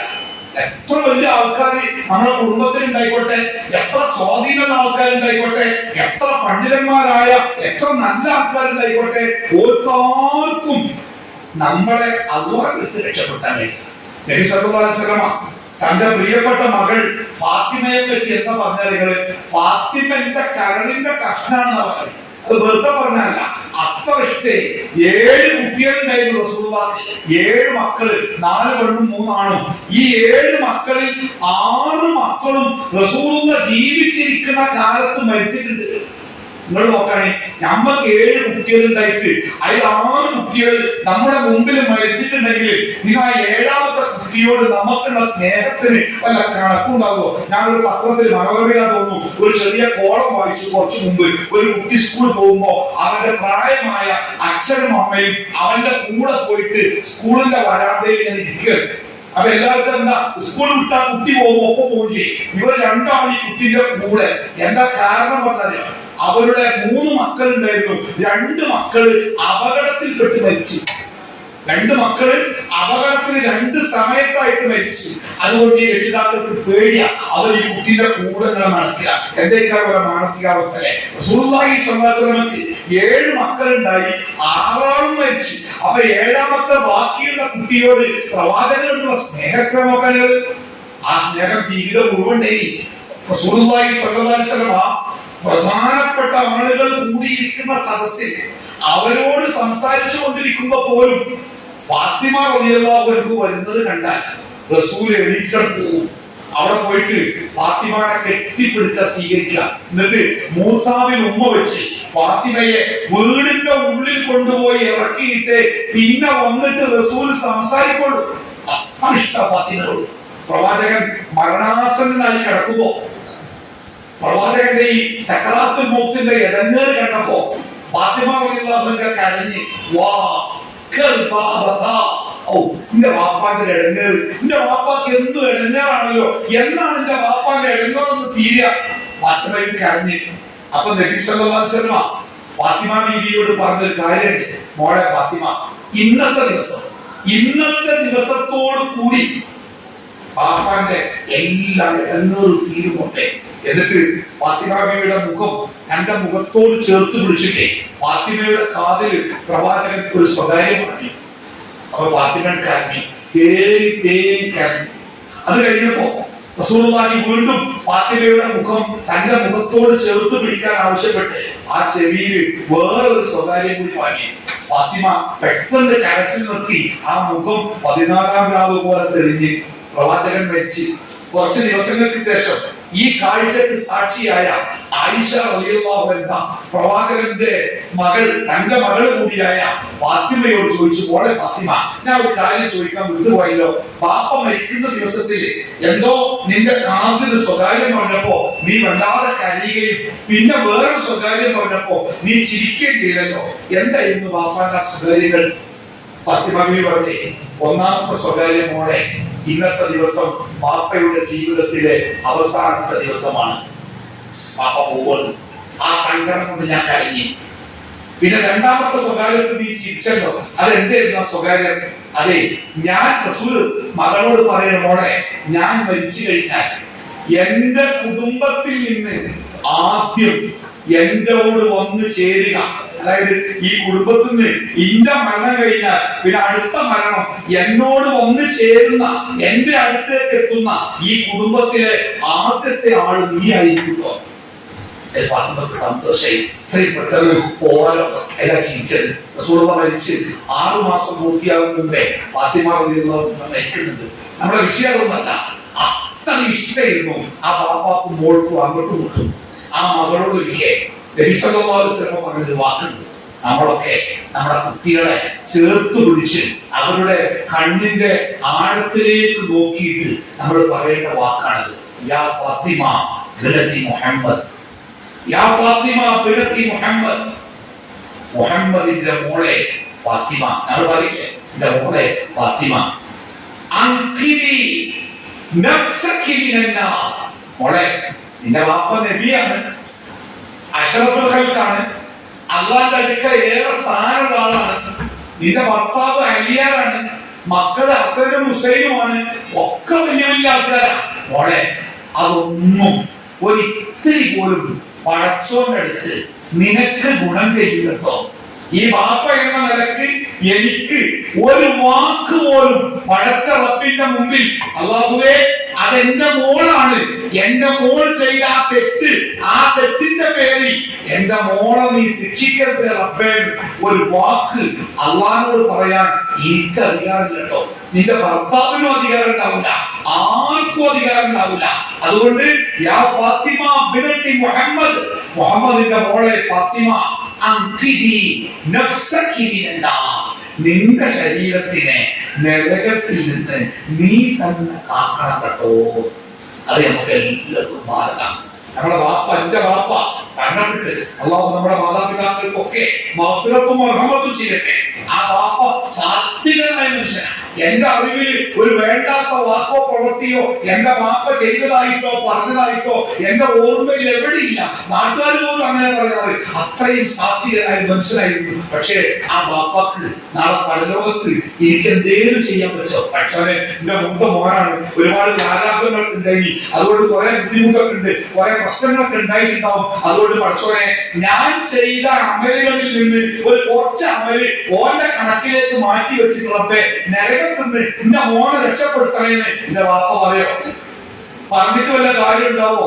അങ്ങനെ കാര്യം ഉണ്ടാവുമെങ്കിൽ റസൂലുള്ളാഹി സ്വല്ലല്ലാഹു അലൈഹി വസല്ലമ നമ്മളെ പറഞ്ഞു പഠിപ്പിച്ച ഒരു കഥയുണ്ട്. സ്വഹീഹ് ബുഖാരിയിൽ ഉണ്ട്. കഥ എന്ന് പറഞ്ഞാൽ പൊട്ടക്കഥയല്ല, നടക്കാൻ പോണ ഒരു കഥയാണ്. ഇതുവരെ നടന്നിട്ടില്ല. നാളെ മഹ്ശറയിൽ നടക്കാൻ പോകുന്ന ഒരു സംഭവം പ്രവാചകന് വഹയിലൂടെ അല്ലാഹു അറിയിച്ചു കൊടുത്തതാ. അത് റസൂൽ നമുക്ക് പറഞ്ഞുതരാം. പരലോകത്തിൽ ഇബ്രാഹിം നബി അലൈഹി സ്വലാത്തു വസ്സലാമിന്റെ മുമ്പിൽ അദ്ദേഹത്തിന്റെ വാപ്പ വരുന്ന, നമ്മളൊക്കെ പരലോകത്തെത്തുമ്പോ നമ്മളെ ബന്ധുക്കളും മക്കളും കുടുംബങ്ങളൊക്കെ ഉണ്ടാവും കേട്ടോ. ചെറുപ്പത്തിലൊക്കെ മരിച്ച മക്കള് ആ മയ്യത്തുമായിട്ട് ആൾക്കാർ പടിയിറങ്ങുമ്പോ നെഞ്ച് പറിച്ചെടുക്കുന്ന വേദനയല്ലേ നമ്മളൊക്കെ കരഞ്ഞ്. ആ മക്കളൊക്കെ ഉണ്ടാവണേ. നമ്മളൊക്കെ ഏറെ ഇഷ്ടപ്പെട്ട നമ്മുടെ വാപ്പിയും വല്യപ്പയും വല്യപ്പൊക്കെ ഉണ്ടാവും. നമ്മളൊക്കെ കാണും, ഒരു നമ്മളെയും കാണും. പക്ഷെ ഒരു ബന്ധം ഉണ്ടാവില്ല. ആലുവ മലപ്പുറത്ത് കണ്ട പരിചയം പോലും ഉണ്ടാവില്ല. ഒന്ന് മുഖത്തേക്ക് നോക്കിയേ, ഒന്ന് ചിരിക്കേ, ആ മലേഷ്യ എവിടെ അങ്ങനെ കണ്ടിട്ട് പൂതി നിർത്തില്ല. ഇതൊന്നും ആരും ഒന്നും ഉണ്ടൂല, ഒരു ബന്ധമില്ല, ഒറ്റക്കൊറ്റക്കായ എല്ലാവരും. ആ സമയത്ത് ഇബ്രാഹിം നബിന്റെ വാപ്പ ആസർ ഇബ്രാഹിം നബിന്റെ മുമ്പിലെത്തി. പേടിച്ച് കണ്ണൊക്കെ ധൈര്യത്തിൽ എടുക്കുക. ഇബ്രാഹിം നബിക്ക് വാപ്പാനെ കാണുമ്പോൾ പാവം. കാരണം ഇബ്രാഹിം നബിക്ക് വാപ്പാനോട് വലിയ ഇഷ്ടമായി. അതുകൊണ്ട് തന്നെ വാപ്പ വീട്ടിൽ നിന്ന് ആട്ടി പുറത്താക്കിയപ്പോ ഇബ്രാഹിം നബി വീട്ടിൽ നിന്ന് ഇറങ്ങിപ്പോന്നൊക്കെ എന്താ പറഞ്ഞില്ലേ? വാപ്പ നമ്മളെ പുറത്താക്കില്ലേ? ഞാൻ അങ്ങാടിക്ക് വരി, നമുക്ക് അവിടുന്ന് കാണാനെന്താ പറഞ്ഞേ? അസ്സലാമു അലൈക്കും വാപ്പ, ഇന്നീ റബ്ബി, ല്ലേ പാപ്പ, നിങ്ങൾ എന്നെ പുറത്താക്കിയാലും നിങ്ങളോട് ഒരു ബന്ധമില്ല, ഞാൻ നിങ്ങൾക്ക് വേണ്ടി അല്ലാഹുവോട് പ്രാർത്ഥിക്കുന്നുണ്ടോ എന്ന് പറഞ്ഞാണ്ടായി ഇറങ്ങിപ്പോന്നെ. അത്ര ഇഷ്ടേ ആ പാപ്പ ഇബ്രാഹിമിന്റെ മുമ്പിൽ. അപ്പൊ ഈ പാപ്പാനെ കണ്ടപ്പോ ഇബ്രാഹിമിന് പാവം തോന്നി. ഇബ്രാഹിം നബി പാപ്പാനോട് ഒരു ചോദ്യം, ഇത് ഹദീസിലുള്ളതാ, സ്വഹീഹ് ബുഖാരിയിലുള്ളതാ. ഇബ്രാഹിം നബി പാപ്പാനോട് ചോദിക്കുക, പാപ്പ, ഞാൻ നിങ്ങളോട് കുറെ കാര്യങ്ങൾ പറഞ്ഞിരുന്നില്ലേ, അതൊക്കെ നിങ്ങൾ കേട്ടോ, അനുസരിച്ചോ? പാപ്പ പറഞ്ഞു, ദുനിയാവില് നീ പറഞ്ഞതൊന്നും ഞാൻ അനുസരിച്ചിട്ടില്ല, പക്ഷെ ഇപ്പൊ എനിക്ക് ബോധ്യമായി നീ പറഞ്ഞതാണ് ശരി. ഈ ദിവസത്തിന്റെ ഉടമസ്ഥൻ അല്ലാഹു മാത്രമാണെന്ന് ഞങ്ങൾ വിളിച്ചു പ്രാർത്ഥിച്ചിരുന്ന, ഞങ്ങൾ ആരാധിച്ചിരുന്ന ഒരാൾക്കും ഒന്നിനും ഞങ്ങളെ സഹായിക്കാൻ പറ്റില്ലെന്നും അന്ന് നീ പറഞ്ഞ് ഇന്ന് എനിക്ക് ഇപ്പൊ ബോധ്യയിട്ടുണ്ട്. അതുകൊണ്ട് മോനെ, നീ എന്നെ കൈവിടരുത്, നീ എന്നെ സഹായിക്കണം, എന്നെ കഷ്ടപ്പെടുത്തരുത്. പാപ്പ സങ്കടപ്പെട്ട് പറഞ്ഞപ്പോ ഇബ്രാഹിം സങ്കടം വന്നു. ഇബ്രാഹിം നബി അല്ലാഹുവോട് പറയാം, അല്ലാഹുവേ, പണ്ട് ലോകത്ത് ഞാൻ നിന്നോട് പ്രാർത്ഥിച്ചു, അല്ലാഹുവേ, ഖിയാമത്ത് നാളിൽ എന്നെ നീ മാനം കെടുത്തരുത് റബ്ബേ, അലാ തുസ്നി യൗമൽ ഖിയാമ. പടച്ചോനെ, ഖിയാമത്ത് നമ്മളോടൊക്കെ പ്രാർത്ഥിക്കാൻ പറ്റുന്ന പ്രാർത്ഥനയാണ്. ഖിയാമത്ത് നാളിൽ അല്ലാഹുവേ, ഞങ്ങളെ നീ മാനം കെടുത്തരുത് റബ്ബേ. നമ്മളൊക്കെ നാട്ടുകാരുടെ മുമ്പിൽ, കുടുംബത്തിന്റെ മുമ്പിൽ, എല്ലാവരും മറ്റുള്ളവരുടെ മുമ്പിലൊക്കെ ഉഷാറാണ്, വെള്ളക്കുപ്പായം. പക്ഷേ നമ്മളൊക്കെ ഒറ്റക്കൊറ്റക്കുള്ള ജീവിതത്തിൽ, മറ്റുള്ളവർ കാണാത്ത ജീവിതത്തിൽ നമ്മളൊക്കെ ചെയ്തു കൂട്ടിയ തോന്നിയാസങ്ങൾ നാളെ പടച്ചോന്നിട്ട് വലിച്ചിട്ടാലേ അതൊക്കെ കണ്ടു നിൽക്കുന്ന നമ്മളെ മൂക്കത്ത്, മക്കൾ മൂക്കത്ത് വരലൊക്കെ പടച്ചോനെ, ഇയാളൊക്കെ ഞാൻ ബാപ്പ വെച്ചിട്ട് എന്തൊക്കെ മുമ്പ് ചെയ്തു കൂട്ടിക്കുന്നത് എന്ന് മക്കൾ വരെ പറയും. അതുകൊണ്ട് പ്രാർത്ഥിച്ചോളണ്ടി, പല തോസനിയാവുന്ന ഖിയാമ, പക്ഷേ ഖിയാമത്ത് നാളിൽ മാനം കെടുത്തരുത് റബ്ബേ. ഇബ്രാഹിം നബി അങ്ങനെ പ്രാർത്ഥിച്ചു. അപ്പൊ അല്ലാഹു ഇബ്രാഹിം നബിക്ക് ഉത്തരം കൊടുത്തു, നിന്നെ ഞാൻ അന്ത്യനാളിൽ മാനം കെടുത്തൂല. ആ ഉത്തരം മുന്നിൽ വെച്ച് ഇബ്രാഹിം നബി അലൈഹി സ്വലാത്തു വസ്സലാം അല്ലാഹുവോട് പ്രാർത്ഥിച്ച, പടച്ചോനെ, പരലോകത്ത് എന്നെ മാനം കെടുത്തൂലാന്ന് നീ എനിക്ക് വാക്ക് തന്നിരുന്നില്ല റബ്ബേ. എന്റെ ബാപ്പ ഈ കോലത്തിൽ നരകത്തിൽ പോവുക എന്നതിനേക്കാൾ എന്ത് മാനക്കേടാ റബ്ബേ എനിക്ക് വേറുള്ളത്. അതുകൊണ്ട് എന്റെ ബാപ്പാണ് ഒന്ന് കഴിച്ചിലാക്കിക്കൂടെന്നാ എന്റെ സ്വരം. അല്ലാഹു തആല ഇബ്രാഹിം നബി കൊടുക്കുന്ന മറുപടി എന്ത് പറഞ്ഞേ? ഇബ്രാഹിമേ, ഈ ആയതുകൊണ്ടും എന്റെ ബാപ്പ ആയതുകൊണ്ടും തൽക്കാലം പറഞ്ഞേ കേട്ട് ഞാൻ എന്റെ ബാപ്പാനെ രക്ഷപ്പെടുത്തിയിരിക്കുന്നു, അതുകൊണ്ട് ബാപ്പാനെ കൊണ്ട് സ്വർഗത്തിൽ പോയിട്ട് ഒരു ചായ വാങ്ങിക്കൊടുക്ക് എന്ന് പടച്ചോൻ പറഞ്ഞില്ല. പടച്ചോൻ പറഞ്ഞ മറുപടി എന്താണ്? ഇബ്രാഹിമേ, ശിർക്ക് ചെയ്തവർക്ക് സ്വർഗം നിഷിദ്ധമാണെന്ന് ഞാൻ നിന്നോട് പറഞ്ഞിട്ടില്ലേ? എന്ത് റബ്ബേ, നിന്റെ ബാപ്പ ശിർക്ക് ചെയ്തല്ലേ മരിച്ചത്? അതേ റബ്ബേ, പിന്നെ എന്തിനാ ഇബ്രാഹിമിനെ വേണ്ടാത്തൊരു ചോദ്യം? എന്നിട്ട് അല്ലാഹു ഇബ്രാഹിം നബിയോട് പറയണേ, എന്റെ കാലിൽ നോക്ക്, ഇങ്ങനെ തന്നെയാണ് ഹദീസ്, നീ നിന്റെ കാൽച്ചുവട്ടിലേക്ക് നോക്ക്. ഇബ്രാഹിം നബി താൻ നിൽക്കുന്ന ദിക്കിൽ തന്റെ കാൽച്ചുവട്ടിലേക്ക് നോക്കിയപ്പോ അവിടെ പ്രവാചകൻ പ്രയോഗിച്ച പദം എന്നറിയോ? മണ്ണിൽ പൂണ്ടിപ്പോയ ഒരു മാൻ കുട്ടി, ഒരു പുള്ളിമാന്റെ കുട്ടി ചെന്നായ്ക്കളും മനുഷ്യന്മാരൊക്കെ പിന്നാലെ കൂടിയപ്പോ അതൊരു ചളിയിലാണ് വീണ് അതിന്റെ കാല് അതിലാണ്ട് പൂതിപ്പോയി രക്ഷപ്പെടാറില്ല. ആ മാൻകുട്ടിയുടെ മുഖങ്ങൾ മനസ്സിൽ തകർച്ചപ്പണി നിസ്സാരമായിരുന്നല്ലേ. രക്ഷപ്പെടാൻ ഒരു മാർഗമല്ലാതെ പെട്ടുപോയ ആ മാൻകുട്ടിയുടെ മുഖങ്ങൾ മനസ്സിൽ വിചാരിച്ചപ്പണി അങ്ങനെ കുടുങ്ങിപ്പോയ ഒരു മനുഷ്യന്റെ മുഖം പോലെ ഇബ്രാഹിം നബിയുടെ പിതാവ് ഇബ്രാഹിം നബിയുടെ കാൽച്ചുവട്ടിൽ കിടന്ന് ദയക്ക് വേണ്ടി യാചിച്ചു കൊണ്ടിരിക്കുമ്പോ അള്ളാഹുവിന്റെ മലക്കുകൾ അയാളെ ചങ്ങലകളിൽ ബന്ധിച്ച് ഇബ്രാഹിം നബി നോക്കി നിൽക്കെ നരകത്തിലേക്ക് തൂക്കി എറിയും എന്നാണ് ഹദീസ് അവസാനിക്കുന്നത്. എന്തെങ്കിലും മനസ്സിലായി? ഇബ്രാഹിം നബി അത്ര വലിയ ആളൊന്നും അല്ല, അള്ളാഹിന് അത്ര വലിയ സ്ഥാനമില്ല, അതുകൊണ്ടല്ലേ ബാപ്പാനെ രക്ഷപ്പെടുത്താൻ കഴിയാഞ്ഞത് എന്നാണോ മനസ്സിലാക്കേണ്ടത്? അല്ലല്ലോ. അത്ര ഉയർന്ന സ്ഥാനത്തുള്ള അല്ലാഹുവിന്റെ ഖലീൽ എന്ന് പറഞ്ഞാൽ ഈ ലോകത്തിലെ കോടിക്കണക്കിന് മനുഷ്യന്മാരിൽ നിന്ന് ഒരു മനുഷ്യനെ അല്ലാഹു തന്റെ സുഹൃത്തായിട്ട് തെരഞ്ഞെടുത്ത ആ സുഹൃത്താണ് ഇബ്രാഹിം നബി ഖലീലുള്ളാഹ്. ആ ഖലീലുള്ളാഹി ഇബ്രാഹിം നബി അലൈഹിസ്സലാത്തു വസ്സലാമിനെ പോലും താൻ ഏറെ സ്നേഹിച്ച തന്റെ ബാപ്പയെ ഒരു സെക്കൻഡ് പോലും നരകത്തിൽ നിന്ന് മാറ്റി നിർത്താൻ പറ്റിയിട്ടില്ല. അതുകൊണ്ടാണ് റസൂൽ പറഞ്ഞേ ഫാത്തിമയോട്, മോളെ ഫാത്തിമ അൻഖിദി നഫ്സകി മിനന്നാർ, മോളെ നിന്റെ ശരീരത്തെ നരകത്തിൽ നിന്ന് നീ തന്നെ കാക്കണം കേട്ടോ. അതാണ് ഞാൻ ഓതിയ ആയത്തിന്റെ ആദ്യ ഭാഗം. ഖൂ അൻഫുസകും, ഖൂ എന്ന് പറഞ്ഞാൽ നിങ്ങൾ സൂക്ഷിക്കണം. അൻഫുസകും നിങ്ങളുടെ ശരീരങ്ങളെ, ഓരോരുത്തരോടും അവനവന്റെ ശരീരത്തെ. ഞാൻ ഈ പെണ്ണുങ്ങളോട് ഇടക്കിടക്ക് പറയാറുണ്ട്, പലപ്പോഴും സ്ത്രീകളുണ്ടല്ലോ കുടുംബത്തിന് വേണ്ടി അങ്ങോട്ട് ബലി കഴിക്കപ്പെട്ടതുപോലെ ഒരു ജമാഅത്തില്ല, ഒരു സമയത്ത് നിസ്കാരമില്ല, ഒരു ഖുർആൻ പാരായണമില്ല, ഒരു ക്ലാസ് ഇല്ല, ഒരു ജുമാ ഇല്ല, ഒന്നുമില്ല. ഒരു നേരത്തെ ചോറ് കഴിഞ്ഞാൽ പിന്നെ രാവിലെ ചായ കുടിച്ച് ആ മേശമ്മ ഇരിക്കുമ്പോൾ തന്നെ ഡൈനിങ് ടേബിൾ ഇരിക്കുന്നത് അടുത്ത ചോദ്യം ഇവന്റെ ഉച്ചക്ക്, പിന്നെ ഉച്ചക്കൊക്കെ ഓട്ട. അത് കഴിഞ്ഞാണ് ഉച്ചക്കത്തെ ചോറുമ്പോ എന്താ വൈകുന്നേരം, പിന്നെന്താ രാത്രി. അങ്ങനെ അതിനിടക്ക് നിസ്കാരം കഴിയുന്നു, ജമാഅത്ത് കഴിയുന്നു, എന്തൊക്കെ കഴിയുന്നു, അതൊന്നുമില്ല. ഒന്നാ ഓരോ ഭർത്താക്കന്മാരോ 5 വക്ത് പള്ളിയിലുണ്ട്, ഖുർആൻ ക്ലാസ് ഉണ്ട്, ദർവത്തുണ്ട്, എല്ലാ കാര്യമുണ്ട്, സദഖണ്ട്, എല്ലാം ഉണ്ട്. ഇപ്പോഴൊക്കെ ഒരു ഭാര്യയും ഭർത്താവ് ഒരു വഴിക്ക് ഇങ്ങനെ പോവാണ്. ഇത് വിഷയം ഞാൻ മറന്നിട്ടില്ലല്ലോ, ഞാൻ വിഷയത്തിലേക്ക് വരുന്നത്. നല്ല എന്റെ വിഷയത്തിന്റെ പേര് എന്തുകൊണ്ടായിരുന്നു?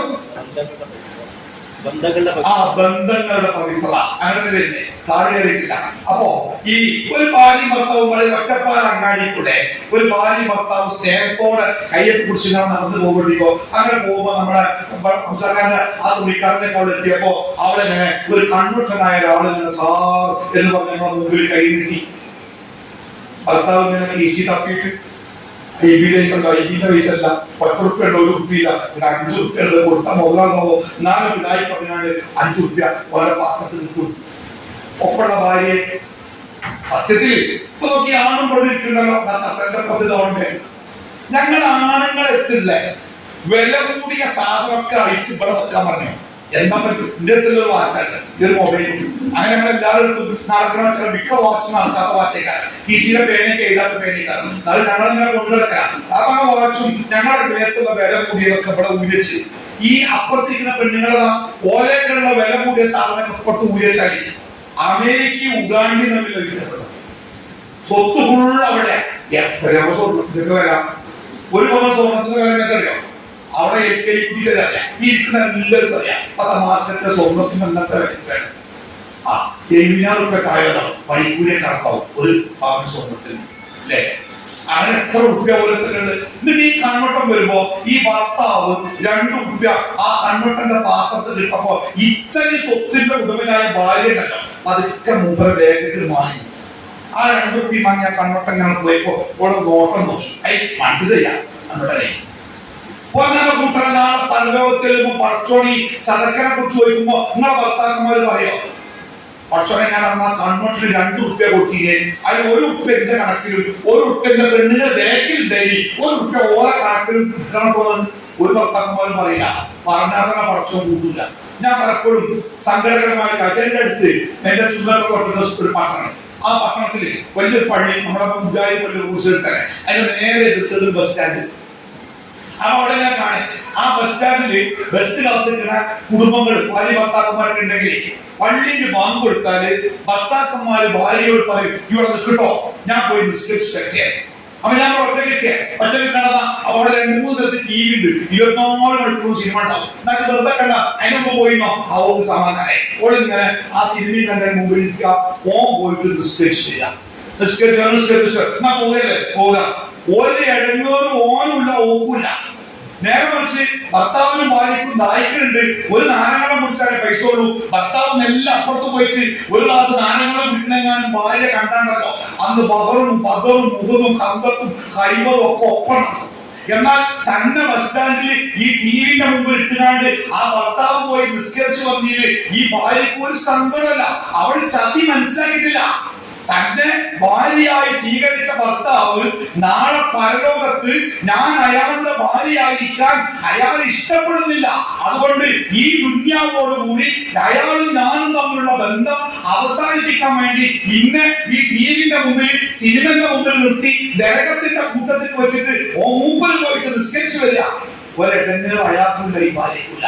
ഞാൻ ഈ പെണ്ണുങ്ങളോട് എപ്പോഴും പറയാറുണ്ട്, നിങ്ങൾ ഈ മലമ്പുഴയൊക്കെ പോയിട്ടുണ്ടെങ്കിലേ, മലമ്പുഴ സ്നേക്ക് പാർക്ക് ആ വലിയ ഇരുമ്പിന്റെ കൂടിന്റെ ഉള്ളില് പെരുമ്പാമ്പുണ്ടല്ലോ. ഈ രാവിലെ നേരം വെട്ടാകാത്തൊക്കെ പോയാലേ ആ കൂടിന്റെ മൂലൊക്കെ കാണാം കോഴികൾ, ബ്രോയിലർ കോഴികൾ, 2-3 കോഴികളൊക്കെ. അത് ആഫ്രിക്കയിൽ നിന്ന് കൊണ്ടുവന്ന അപൂർവ കോഴി എന്നല്ല, ഇവിടുത്തെ കോഴിക്കുഴി എന്ന് പറഞ്ഞ കോഴിയാ. ആ കോഴി എന്തായാലും ചിക്കിച്ചിറക്കി തൂവലൊക്കെ ശരിയാക്കി ചൊറുക്കൂട്ടി ഞാൻ നിൽക്കുന്നുണ്ടാവും. ആ കോഴികളുടെ ദൗത്യം എന്തായാലും ഈ പെരുമ്പാമ്പ് രാവിലെ എണീറ്റ് വരുമ്പോ ബ്രേക്ക്ഫാസ്റ്റ് ആണ് കോഴി. ആ പെരുമ്പാമ്പ് വരുമ്പോ തൊള്ളക്കാരാക്കുമ്പോ കോഴികൾ നിന്ന് കൊടുക്കണം, അതിനങ്ങനെ വിഴുങ്ങും. അതിന്റെ ആ കോഴികൾക്ക് വായിക്കാം. ആ പെരുമ്പാമ്പ് വിഴുന്നത് വരെ തിന്ന് കൊത്തി പൊക്കി തൂവലൊക്കെ ഭംഗിയാക്കി അങ്ങനെ ഈ കോഴി. എനിക്ക് ആ കോഴിയെ കാണുമ്പോ ഈ ചില പെണ്ണുങ്ങളെ കൂടുതലാറുണ്ട്. ഓര് അങ്ങനെ മുടിയൊക്കെ ചെയ്യി അവരൊക്കെ അങ്ങനെ കുത്തിരിക്കന്നെ, സ്കാറുള്ള നോമ്പുള്ള സദക്കില്ല ഒന്നുമില്ല. ഓരങ്ങനെ കുടുംബത്തിന് പൊന്നാറ പെണ്ണന്മാരെ നാളെ പരലോകത്ത് അല്ലാഹു തആല വിചാരണ ചെയ്യുമ്പോഴേ അവിടെ വാപ്പ, മക്കള്, ഭാര്യ, ഭർത്താവ് ഒന്നുമില്ല. ഒറ്റക്ക് വിചാരണ. ഒരാളുടെ നന്മ നമ്മുടെ നന്മയിലേക്ക് കൂട്ടുക, ഒരാളുടെ തിന്മ നമ്മുടെ തിന്മയിലേക്ക് കൂട്ടുകയല്ല. ഒറ്റക്ക് അനുഭവിക്കണം. ഒരാളും അവനവന്റെ നന്മയിൽ നിന്ന് ഇത്തിരി പോലും വേറൊരാൾക്ക് കൊടുക്കൂല. അതുകൊണ്ട് അവനാന്റെ തടി നോക്കിക്കൊള്ളട്ടെ. അതാ പറയട്ടെ, അവനാന്റെ തടി നോക്കുക. വേറെ ഒരാള് രക്ഷപ്പെടുത്താനോ സഹായിക്കാനോ പരലോകത്ത് ഇല്ല. സ്വർഗത്തിൽ എത്തിക്കഴിഞ്ഞാൽ പിന്നെ നമുക്ക് കുടുംബമാവാം. ഭാര്യയും ഭർത്താവും സ്വർഗത്തിലുണ്ടെങ്കിൽ ഒരു ഭാര്യയും ഭർത്താവും ആവാം. മാതാപിതാക്കളും മക്കളും സ്വർഗത്തിലുണ്ടെങ്കിൽ അവർക്ക് മക്കളും മാതാപിതാക്കളും ആവാം. വല്യപ്പയൊക്കെ സ്വർഗത്തിലുണ്ടെങ്കിൽ അവർക്ക് സ്വർഗത്തിൽ കുടുംബമാവാം. പക്ഷെ സ്വർഗത്തിൽ എത്തും വരെ ഒറ്റക്ക മരിച്ച് ആ മരണം സംഭവിക്കുന്നത് മുതൽ പിന്നെ നമ്മൾ ഒറ്റക്ക. ഖബറിൽ ഒറ്റക്കാണ്, ബർസഖിൽ ഒറ്റക്കാണ്, മഹ്ശറിൽ ഒറ്റക്കാണ്, വിചാരണ സമയത്ത് ഒറ്റക്കാണ്, പിന്നെ നരകത്തിലാണെങ്കിൽ ഒറ്റക്കാണ്. സ്വർഗത്തിലാണെങ്കിൽ മാത്രം നമ്മൾ നമ്മുടെ കുടുംബത്തിലേക്ക് തിരിച്ചെത്തണമെങ്കിൽ നമ്മുടെ കുടുംബം അവിടെ ഉണ്ടായിരിക്കണം. അല്ലെ?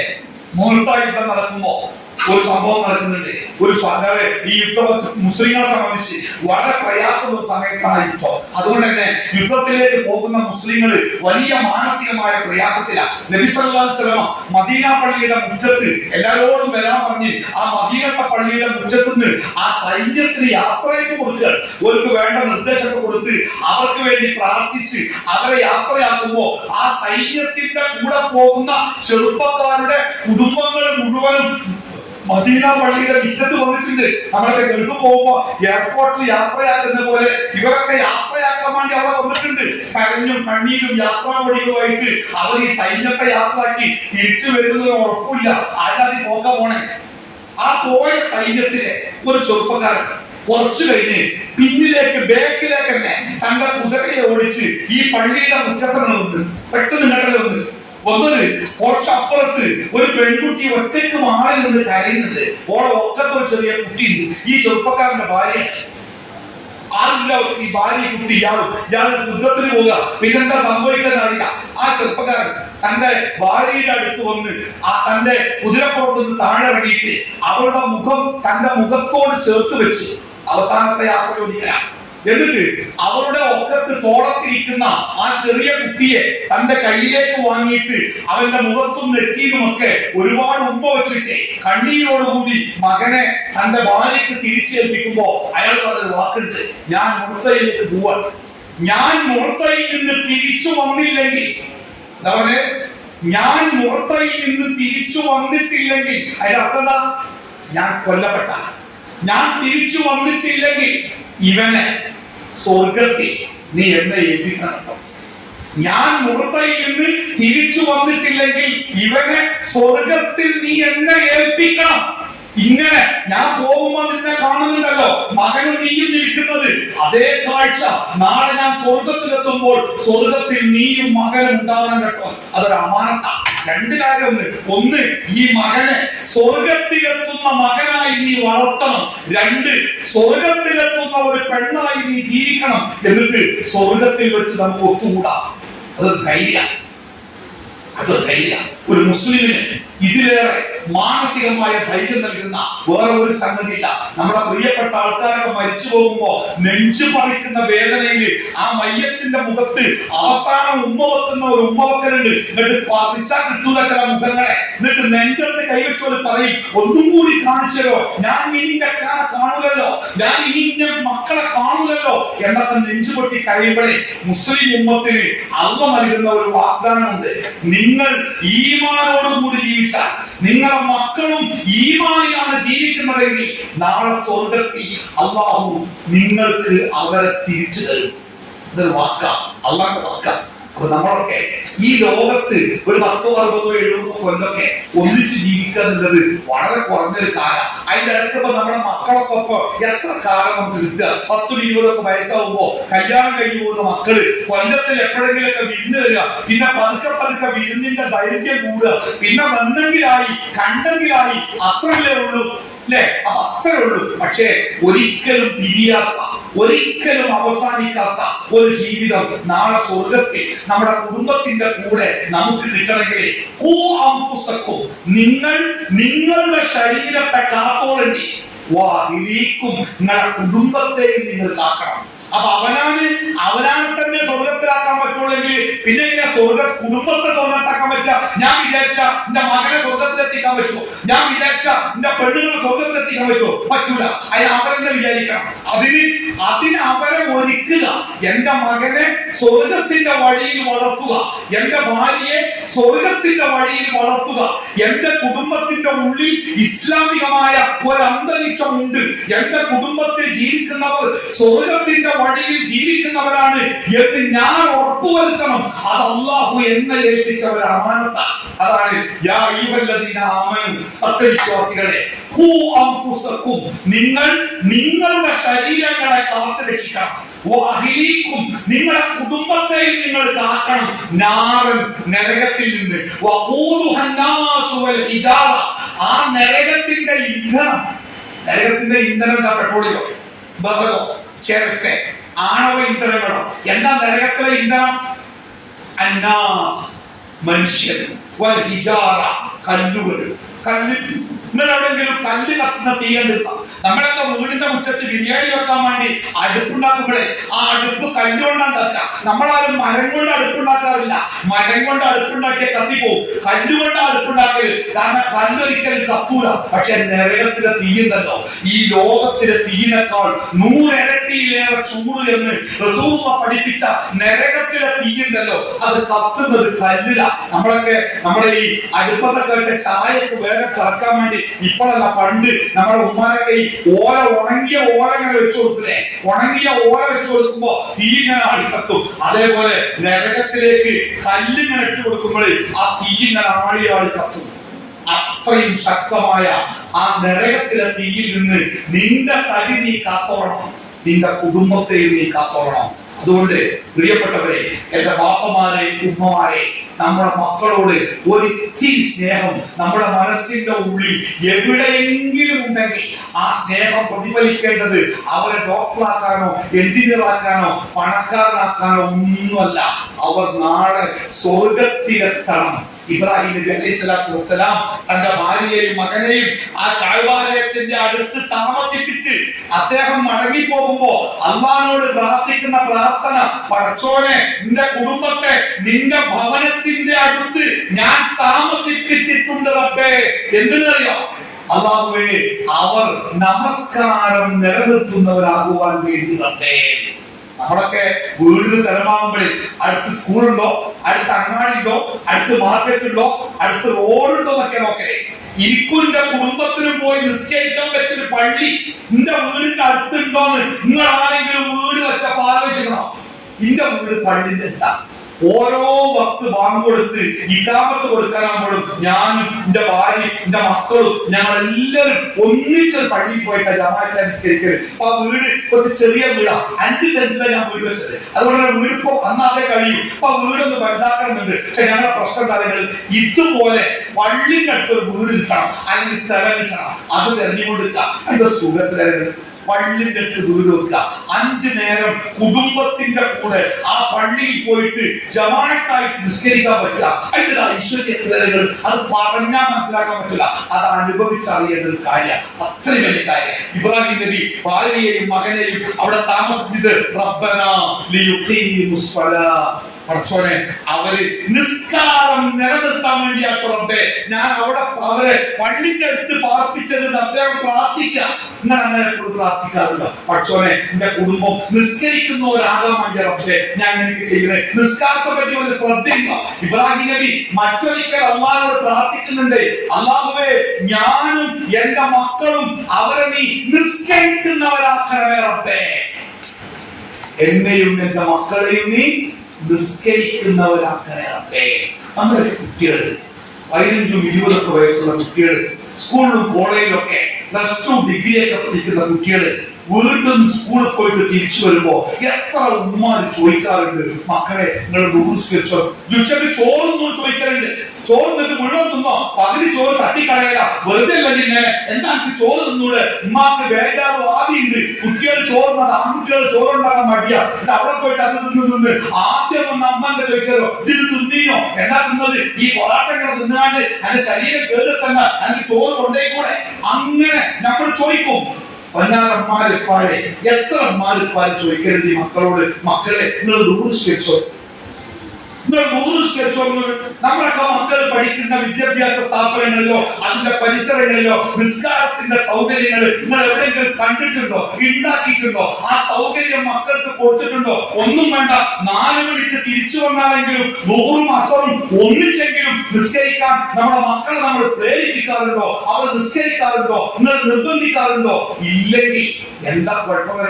കുട്ടികൾ, നമ്മുടെ കുട്ടി ചോറ് കൊണ്ടുപോകാതെ സ്കൂളിൽ എന്താ പറഞ്ഞാല് ഞങ്ങൾ എല്ലാ കുട്ടികളും കൂടി സ്കൂളിന്റെ അടുത്തൊരു ഹോട്ടലുണ്ട്, അവിടെ പോയിട്ട് ബിരിയാണി ഞാൻ തീരുമാനിച്ചിട്ടുണ്ട്. അതുകൊണ്ട് ഉമ്മ എനിക്ക് 100 രൂപ തരണം കേട്ടോ. അങ്ങനെ അമ്മ 100 രൂപ കൊടുത്ത് അങ്ങനെ ആ സ്കൂളിൽ പോയി. ഉമ്മ വീട്ടിൽ ചോറുണ്ടാക്കി, അമ്മാക്ക് മാത്രം ഉണ്ടാക്കിയത്. ഉച്ചക്ക് ചോറുന്നായിരിക്കുമ്പോൾ അയലോക്കത്തെ വീട്ടിൽ നിന്ന് നമ്മുടെ മകന്റെ കൂടെ പഠിക്കുന്ന കുട്ടിയുടെ ഉമ്മ വിളിക്കുന്നേടി ഈ അറിഞ്ഞോ ഇന്നിപ്പോ നമ്മളെ കുട്ടികൾ പട്ടിണിയാവുമല്ലോ. എന്താ പട്ടിണി? പൈസ കൊണ്ടെങ്കിലോ ചോറുന്നാണ്. അതിൽ ഇന്ന് ഹർത്താലാണല്ലേ, ഇന്ന് ഹോട്ടലൊന്നും തുറക്കൂലല്ലോ, നമ്മളെ കുട്ടികൾ പട്ടിണിയാവുമല്ലോ. ഉമ്മ തിന്നാൻ വേണ്ടി വളമ്പി വെച്ച ചോറ് ഒരു പാത്രം കൊണ്ട് അടച്ചു വെച്ചിട്ട് ബാക്കി വെച്ചിട്ട് ഗ്ലാസ്സിലെ വെള്ളം കുടിച്ച് ഉമ്മ എഴുന്നേറ്റ് പോയി ചോറുന്നാളെ. എന്താ അറിയോ? ഉമ്മാന്റെ കുട്ടി ഉച്ചക്ക് ചോറുന്നിട്ടില്ല. ഓൻ വൈകുന്നേരം വരുമ്പോ ഈ ചോറിന്റെ പാത്രം ഉമ്മ ഓൻ നീക്കി വെച്ചോട്ട് പോനെ ഉച്ചക്കൊന്നും കിട്ടിയിട്ടില്ലല്ലോ. ഉമ്മ വേഗം ഉമ്മാന്റെ കുട്ടി വേഗം ആ മേശപ്പുറത്ത് ചോറുണ്ട് അത് തിന്നാ. ഒരു നേരം മക്കൾ ഭക്ഷണം കഴിച്ചിട്ടില്ലെങ്കിൽ നമ്മുടെ മനസ്സിന്റെ ഉത്കണ്ഠ, ആ ഉത്കണ്ഠ എന്റെ ഉമ്മമാരെ ഉപ്പമാരെ നിസ്കാരത്തിന്റെ കാര്യത്തിൽ നമ്മൾ കാണിക്കാത്ത നമ്മുടെ മക്കളൊക്കെ പഠിക്കാൻ പോകുന്ന മക്കളൊക്കെ നിസ്കരിക്കാൻ പറ്റുന്ന കോലത്തിലാണോ പോണത്? നമ്മളൊക്കെ ചില കുട്ടികളോട് എഴുതി നിസ്കരിച്ചൂടെ ചോദിക്കുമ്പോൾ ഡ്രസ്സ് ശരിയല്ല, ഡ്രസ്സ് ശരിയല്ല, നിസ്കാര കുപ്പായല്ല. അങ്ങനെ കുപ്പായം ഇസ്ലാമിൽ ഒരു സ്ത്രീ എവിടെ പുറത്തിറങ്ങുന്നോ അവൾ പുറത്തിറങ്ങുമെങ്കിൽ നിസ്കരിക്കാൻ പറ്റുന്ന വേഷത്തിലല്ലേ അവൾ പുറത്തിറങ്ങാൻ പാടുള്ളൂ. അതുകൊണ്ട് മാതാപിതാക്കളെ ഒന്നുകിൽ നിങ്ങൾ സമ്മതിക്കണം, എനിക്ക് പരലോകത്തിന് വിശ്വാസമല്ല, ഈ നരകം സ്വർഗമൊക്കെ വെറുതെ പേടിപ്പിച്ചാൽ മതി പറയണേ, ഞാനത് വിശ്വസിക്കുന്നില്ല. അല്ല, അതിൽ വിശ്വാസമുണ്ടെങ്കിൽ രണ്ടാമത്തെ കാര്യം ഉറപ്പ് തരണം, ഇരിക്കുന്ന മക്കളോട് സ്നേഹമല്ല, ഞാൻ വെറുതെ ജനിച്ചു പോയില്ലേ അതുകൊണ്ട് ഞാൻ കൊണ്ടുവരികയാണ്, എനിക്ക് അവരോട് സ്നേഹമല്ല, ഒരു നരകത്തിലോ എവിടെയും പോയി കഴിഞ്ഞു പോട്ടെ, ഈ കൈമാത്ര സ്നേഹമൊന്നുമില്ല. ഈ രണ്ടിലൊന്ന് സമ്മതിച്ചേ പറ്റൂ. പരലോകത്തിന് വിശ്വാസമുണ്ട്, മക്കളോട് സ്നേഹമുണ്ട് എന്ന് രണ്ടും ഒരുമിച്ച് പറയാൻ ഇത്തരം സ്വഭാവക്കാർക്ക് സാധിക്കില്ല. അതുകൊണ്ട് ഞാൻ എന്റെ സംസാരത്തിന്റെ രണ്ടാമത്തെ ഭാഗം പറഞ്ഞ് അവസാനിപ്പിച്ചു. ഒന്നാമത്തെ ഒരു ഓർമ്മ എന്താ പറയേ, ജീവിതത്തിൽ ഏത് പ്രശ്നത്തിലാണെങ്കിലും അള്ളാഹിനെ കുറിച്ച് ജീവിക്കണം, ഒന്നാമത് പറയല്ലേ. രണ്ടാമത് പറഞ്ഞ കുടുംബത്തെ സ്വർഗത്തിന് വേണ്ടി സ്നേഹിക്കണം, കുടുംബത്തിനെ സ്വർഗത്തിന് വേണ്ടി സ്നേഹിക്കണം. നമ്മുടെ ഉത്തരവാദിത്തം അവസാനിക്കുന്നത് എപ്പോഴാണ്? നമ്മുടെ മക്കളും നമ്മുടെ കുടുംബവും സ്വർഗത്തിന്റെ വാതിൽ തുറന്ന് ആ സ്വർഗത്തിലേക്ക് അങ്ങ് പ്രവേശിക്കുമ്പോൾ അൽഹംദുലില്ലാഹ് അവിടെയാണ് നമ്മുടെ ഉത്തരവാദിത്തം അവസാനിക്കുന്നത്. മകനെ ഡോക്ടറാക്കി കഴിവുകയായി, നാളെ പരലോകത്തിലും ആ കുട്ടി നമുക്കെതിരെ സാക്ഷ്യമായി. ഞാനൊരു ബാപ്പാന്റെ അനുഭവം പറയട്ടെ. ഒരു ബാപ്പ എടുത്തു പറഞ്ഞു, അതെ ആകെ പ്രയാസത്തിലുണ്ട്, മോന് ഇന്നലെ അന്തിക്ക് വീട്ടിൽ വന്നപ്പോ കള്ളുടിച്ചുകൊണ്ട് വന്നു. മകൻ 5 നേരം നിസ്കരിക്കാൻ പറ്റുന്ന വാപ്പയുടെ വേണ്ടപ്പെട്ട വാപ്പയാണ്, മകൻ കള്ളു കുടിച്ചുകൊണ്ട് വന്ന് ആ മകനെ എനിക്ക് വിശ്വാസമില്ല. കാരണം നമ്മളൊക്കെ പഠിച്ച കുട്ടിയാ, സ്മാർട്ടായ കുട്ടിയാ, നിസ്കരിക്കാൻ പള്ളിയിൽ വന്ന കുട്ടിയാ, പള്ളിയിലായിട്ട് താമസിക്കുന്ന കുട്ടിയാ. ഓന് ഏതോ എഞ്ചിനീയറിംഗ് പഠിക്കാൻ വേണ്ടി തമിഴ്നാട്ടിലെ ഏതോ കോളേജിൽ കൊണ്ട് ആക്കിയേക്കുക.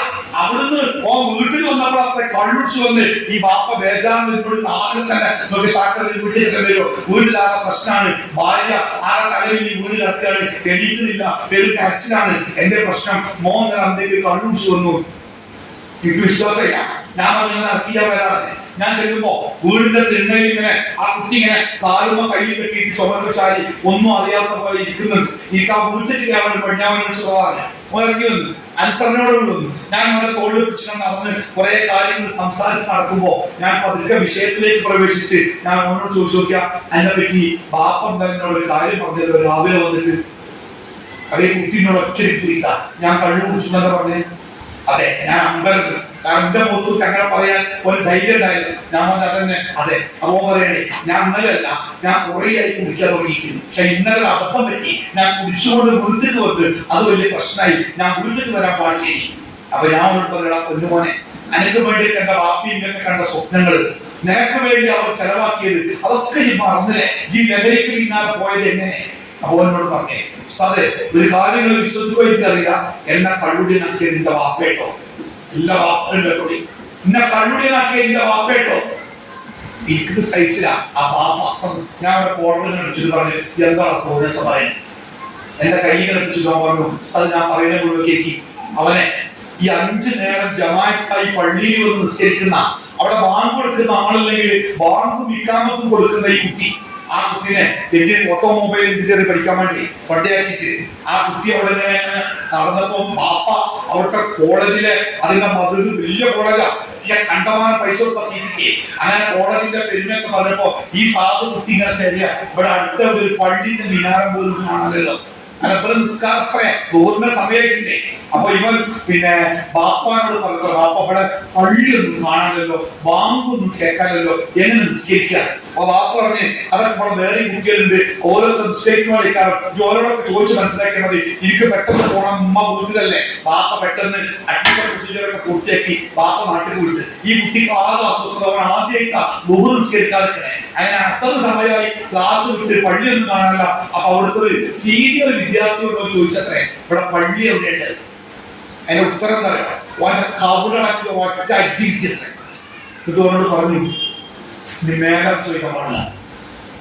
പേടിച്ചില്ല, പുതിയ കുട്ടിയല്ലേ. ഒരന്ന് ബാപ്പാനെ വിളിച്ചു ചോദിക്കാൻ, ബാപ്പ ഇവിടെ നിൽക്കാൻ പറ്റില്ല, ഇവിടെ നിസ്കാരമില്ല, പള്ളിയില്ല, ഒന്നുമില്ല.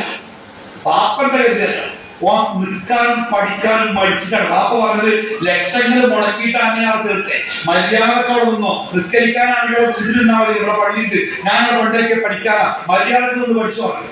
കുട്ടിയുടെ ബാപ്പ ദേഷ്യപ്പെട്ടു.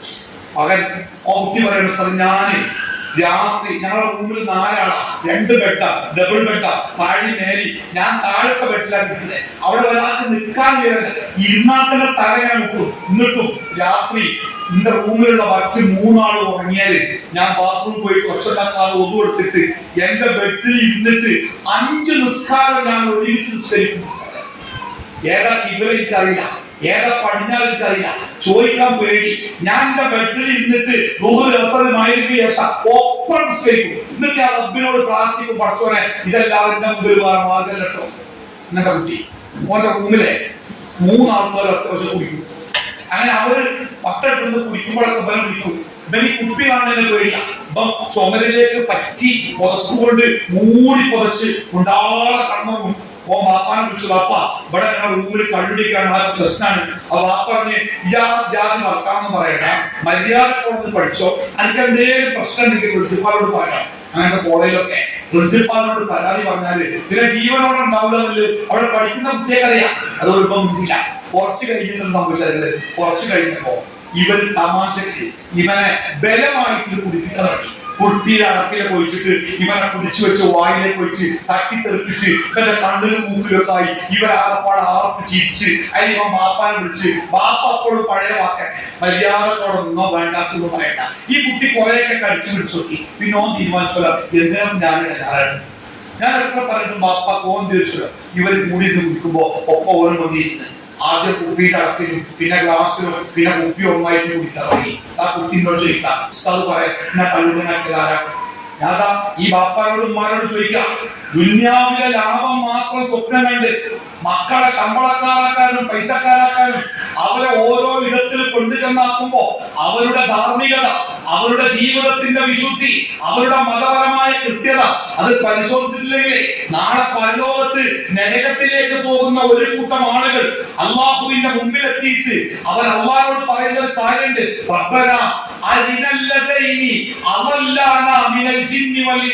അള്ളാഹുവേ ഞാൻ ഇന്ന് ഈ നരകത്തിലേക്ക് പോകാൻ ഏറ്റവും കൂടുതൽ കാരണക്കാരായ 2 ആളുകളുണ്ട്. ആരൊക്കെയാണ്? ഒന്ന് അമേരിക്കൻ പ്രസിഡന്റും ഒന്ന് ഇസ്രായേലിന്റെ പ്രധാനമന്ത്രിയാ അല്ല, എന്റെ വാപ്പിന്യ.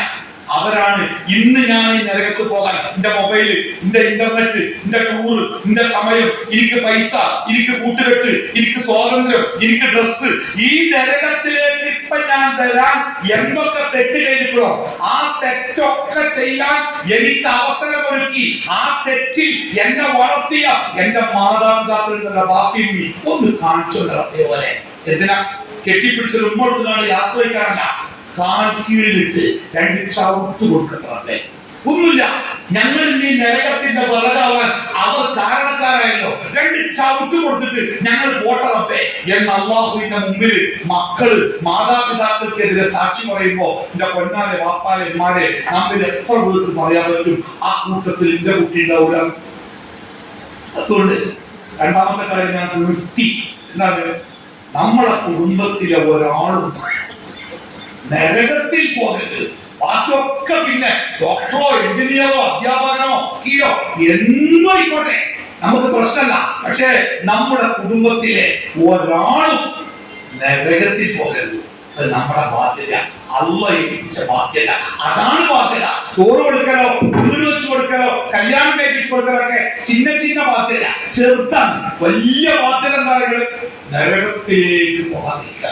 നാളെ നരകത്തിൽ മനുഷ്യന്മാരിങ്ങനെ ചിരട്ട കത്തുന്നത് പോലെ ആണിയാണി കത്തുമ്പോ ആ തീയിൽ നമ്മുടെ പ്രിയപ്പെട്ട മക്കൾ ഉണ്ടാവരുത് എന്ന ഒരു തീരുമാനമെടുക്കാൻ നമുക്ക് സാധിച്ചാൽ ആ തീരുമാനത്തിലൂടെ നമ്മുടെ കുടുംബത്തെ മുന്നോട്ട് കൊണ്ടുപോകാൻ അതിനാവശ്യമായ നടപടിക്രമങ്ങൾ നമ്മുടെ വീടിന്റെ അകത്തളങ്ങളിൽ ഉണ്ടാക്കിയെടുക്കാൻ നമുക്ക് സാധിച്ചാൽ നമ്മൾ ഭാഗ്യവാന്മാരാണ്.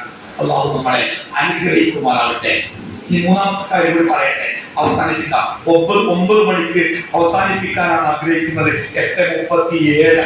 ഇനി 23 മിനിറ്റ് ഉണ്ട്. ആ 23 മിനിറ്റിൽ ഞാൻ നിങ്ങൾക്ക് കുടുംബവുമായി ബന്ധപ്പെട്ട് വളരെ പ്രധാനപ്പെട്ട 1-2 കാര്യങ്ങൾ സംസാരിക്കാം. 9 മണിക്ക് അപ്പുറത്തേക്ക് നിന്ന് പോകാതിരിക്കാൻ ഞാൻ ശ്രദ്ധിക്കാം. ഇൻഷാ അല്ലാഹ് നന്നായി പറയാൻ എനിക്കും കേൾക്കാൻ നിങ്ങൾക്കും ജീവിതത്തിൽ പകർത്താൻ നമുക്ക് എല്ലാവർക്കും അല്ലാഹു തആല തൗഫീഖ് നൽകുമാറാവട്ടെ.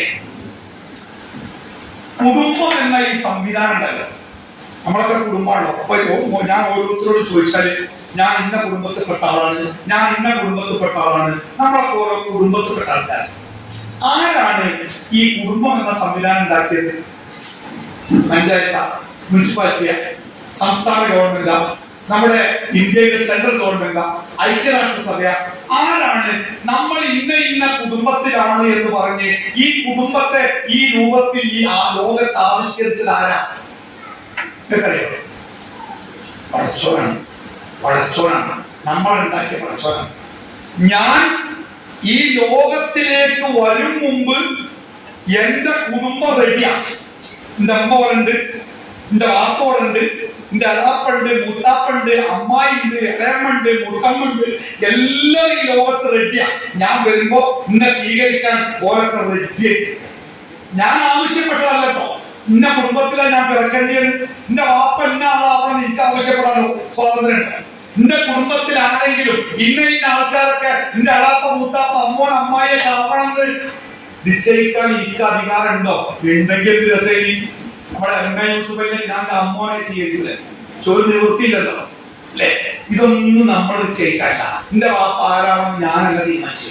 ഞാൻ ജനിച്ച് ചെറിയ കുട്ടിയായിട്ട് ഞാൻ ഇങ്ങനെ കരയുമ്പോ എന്റെ അമ്മ എന്നെ ഇങ്ങനെ കയ്യിലിട്ട് ഇങ്ങനെ ലാഭം കുറക്കിയപ്പോഴാണ് എന്റെ വാപ്പ എന്തെന്ന് ഞാൻ കണ്ടിട്ടില്ലട്ടോ. ഞാൻ സങ്കല്പം പറയാം. എന്റെ വാപ്പ ഇങ്ങനെ വന്നപ്പോ ഉമ്മ നോക്കിയാ എന്റെ വാപ്പനെ എന്നിട്ട് നോക്കിയാ അപ്പോഴാ ഞാൻ എന്റെ വാപ്പനെ കണ്ട്.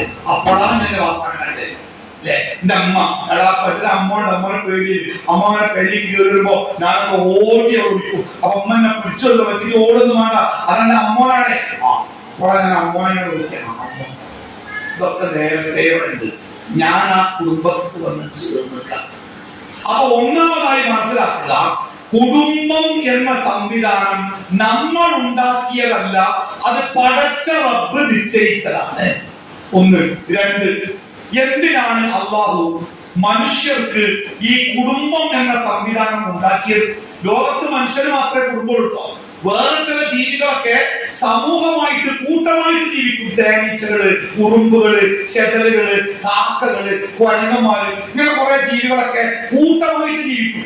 പക്ഷെ അതിന് കുടുംബമല്ല, മക്കളുണ്ടാവും. പക്ഷെ പേരക്കുട്ടികൾ എന്ന മൂന്നാമത്തെ സ്റ്റെപ്പിലേക്ക് ഇറങ്ങുന്ന ഏക കുടുംബ ബന്ധം മനുഷ്യർ മാത്രമേ ഉള്ളൂ, വേറെ ഒരു ജീവിക്കില്ല. ഈ ബന്ധമാവട്ടെ പടച്ചുണ്ടാക്കിയതാണ്. എന്തിനാണ് അല്ലാഹു ലോകത്ത് മനുഷ്യന് വേണ്ടി മാത്രമായി ഈ കുടുംബം എന്ന സംവിധാനം ഉണ്ടാക്കിയത്? അതൊക്കെ ഈ ലോകത്ത് ജീവിക്കുന്ന ജീവികളിലെ ഏറ്റവും ദുർബലമായ ജീവി മനുഷ്യനാണ്. നമ്മളിങ്ങനെ വലിയത് പറയും, ഞാൻ ആരാണ്, എന്റെ വാപ്പ അതേനി, എന്റെ അമ്മത്തേനി, നമ്മൾ അതേനി, ഏതേനി. എന്താ നമ്മളൊക്കെ ഒന്ന് നന്നായി രണ്ടു വട്ടം ഛർദിച്ച് ഒരു 3 വട്ടം വയറ്റുന്ന വരുന്ന റോഡിൽ കൂടെ ഒക്കെ എക്സസൈസ് ഒക്കെ ചെയ്ത് 6 പാക്ക് ബോഡിയൊക്കെ ആയിട്ട് ചെറുതൊക്കെ വെച്ച് നടക്കാത്ത ആൾക്കാരുണ്ടാവും. ഉടനെ നടത്താൻ കണ്ടതൊന്ന് റോഡൊക്കെ വന്നാണ് എഡ്ജർമാതെ നടക്കുക. എന്ത് ഞാൻ ആരാ അല്ലെ? ഒരു 2 വട്ടം ഒപ്പം കണ്ട് വയറ്റുന്ന വരുന്നുണ്ടല്ലോ. അല്ലാ പഠിച്ചോനെ ഉമ്മ ഒരെ താങ്ങാൻ എത്ര ആളുകൾ വന്നിട്ട് കഞ്ഞൊക്കെ ഇതിലെ കൊടുത്തു, അതിലെങ്ങനെ ഒഴിച്ചു. മൂത്രം കഴിക്കാൻ പാത്രം അങ്ങനെ ഒഴിച്ചു കൊടുക്കില്ല. എന്തൊരാണ് എന്നാലും ഈ ലോകം. ഇപ്പൊ ഞാൻ ഈ റോഡിൽ കൂടെ അങ്ങനെ പോയിട്ടെ ഒരു ഇന്റെ ബൈക്ക് മല വരുന്ന വിചാരിച്ചു. ഇന്റെ ബൈക്ക് ഒരു നായ ക്രോസർ ഉണ്ട്. എന്റെ നാട്ടിലെ കിടക്കിടക്ക് നായി പന്നി ഇടക്കിടക്ക് ആൾക്കാർ ബൈക്ക് ഒന്ന് വീഴും. ഇങ്ങനെ ആ വീട് നായ ഓടി ആ ബൈക്കൽ മതി. എന്റെ കാലിന്റെ മുട്ടിന്റെ താഴ്ചയിൽ നിക്കൽ പൊട്ടി. എന്റെ മാത്രം നായന്റെ കാലും പൊട്ടി. അവിടെ എന്താ സംഭവിക്കുക? ആ കാല് പൊട്ടിയ നായ അവിടെ കറങ്ങാണ്ട് ഒഴിച്ചോ ആംബുലൻസും ഡോക്ടർമാരൊക്കെ വരാൻ വേണ്ടി. നായ എണീറ്റിട്ട് 3 കാലം മൈ മൈ മൈ ഒരു ഒറ്റ പോക്കാം. ഒരു 15 ദിവസം കഴിഞ്ഞ് അതേ സ്പോട്ടിൽ നായ വരും. ഒരു കുഴപ്പമില്ല, 4 കാലത്തെ. ഇനി ആവട്ടെ ആ കിടക്കുന്ന ഞാൻ കുറെ നേരം അവിടെ കടന്ന് പിന്നെ നാട്ടുകാർ വന്ന് 5-8 ആൾക്കാർ താങ്ങിപ്പിടിച്ച് ആംബുലൻസ് വന്ന് അതിൽ കയറ്റി ആശുപത്രി കൊണ്ടുപോയി. ഓർത്തോ ഡോക്ടർ വന്ന് അത് ഓപ്പറേഷൻ ചെയ്ത് സ്കാൻ ചെയ്ത് എക്സ്റേ എടുത്ത് പൊട്ടിക്കുന്ന ഓപ്പറേഷൻ ചെയ്ത് കമ്പിട്ട് നട്ടിട്ട് പോയിട്ടിട്ട് അതിന്റെ മേലെ ആകപ്പാടെ പൊതിഞ്ഞ് വടിയൊക്കെ കുത്തി തന്ന് 6 മാസം കാലം അനക്കാതെ പിന്നത്തെ 2 കൊല്ലം വടി കുത്തിയിട്ട് പിന്നെ വടി കുത്താതെ ഞാൻ ആ പൊട്ടുന്ന് കഴിച്ചിട്ടാണെങ്കിൽ ചുരുങ്ങിയ ആളുകളെ മാത്രമാണ്. അതിനകത്ത് ബാത്റൂമിക്ക് പൈപ്പിടണം, കൊണ്ടുപോകണം, ഏറ്റി കൊണ്ടുപോകണം, കഞ്ഞിയൊക്കെ കൊള്ളിക്കുന്ന ഒഴുകിത്തരണം. എന്തൊക്കെ അടഞ്ഞാൽ നായി നോക്കണെങ്കിൽ മുമ്പ് ആശുപത്രി പോയിട്ടില്ല, കമ്പിട്ടിട്ടില്ല, എക്സ്റേ ഇട്ടിട്ടില്ല, സ്കാൻ ചെയ്തിട്ടില്ല, ഒന്നുമില്ല. 15ാമത്തെ ദിവസം നായ ഹാപ്പി ഹാപ്പി ആയിട്ട് പഴയ പോലെ. എന്താ എനിക്ക് മനസ്സിലായത്? ഒരു നായന്റെ കഴിവ് പോലും മനുഷ്യനില്ല ഈ ലോകത്ത്. ഒരു നായ ശരിക്കും പിന്നാലെ കൂടെ നമ്മൾ ഓടണ്ടേ? ഒന്നാം നായ ഞാൻ എന്തൊക്കെ മനുഷ്യനാണ് എന്റെ പിന്നാലെ കൂടെ ഒരു കാര്യമല്ല. നായ പിന്നാലെ കൂടെ നമ്മൾ ഓടണം. എന്താ കാരണം അറിയാം? നായക്ക് നമ്മളെ ഉപദ്രവിക്കാനുള്ള ആയുധം നായന്റെ അടുത്ത് ഓൾറെഡി സ്റ്റോക്കാ. പല്ലും പകപ്പുണ്ട്.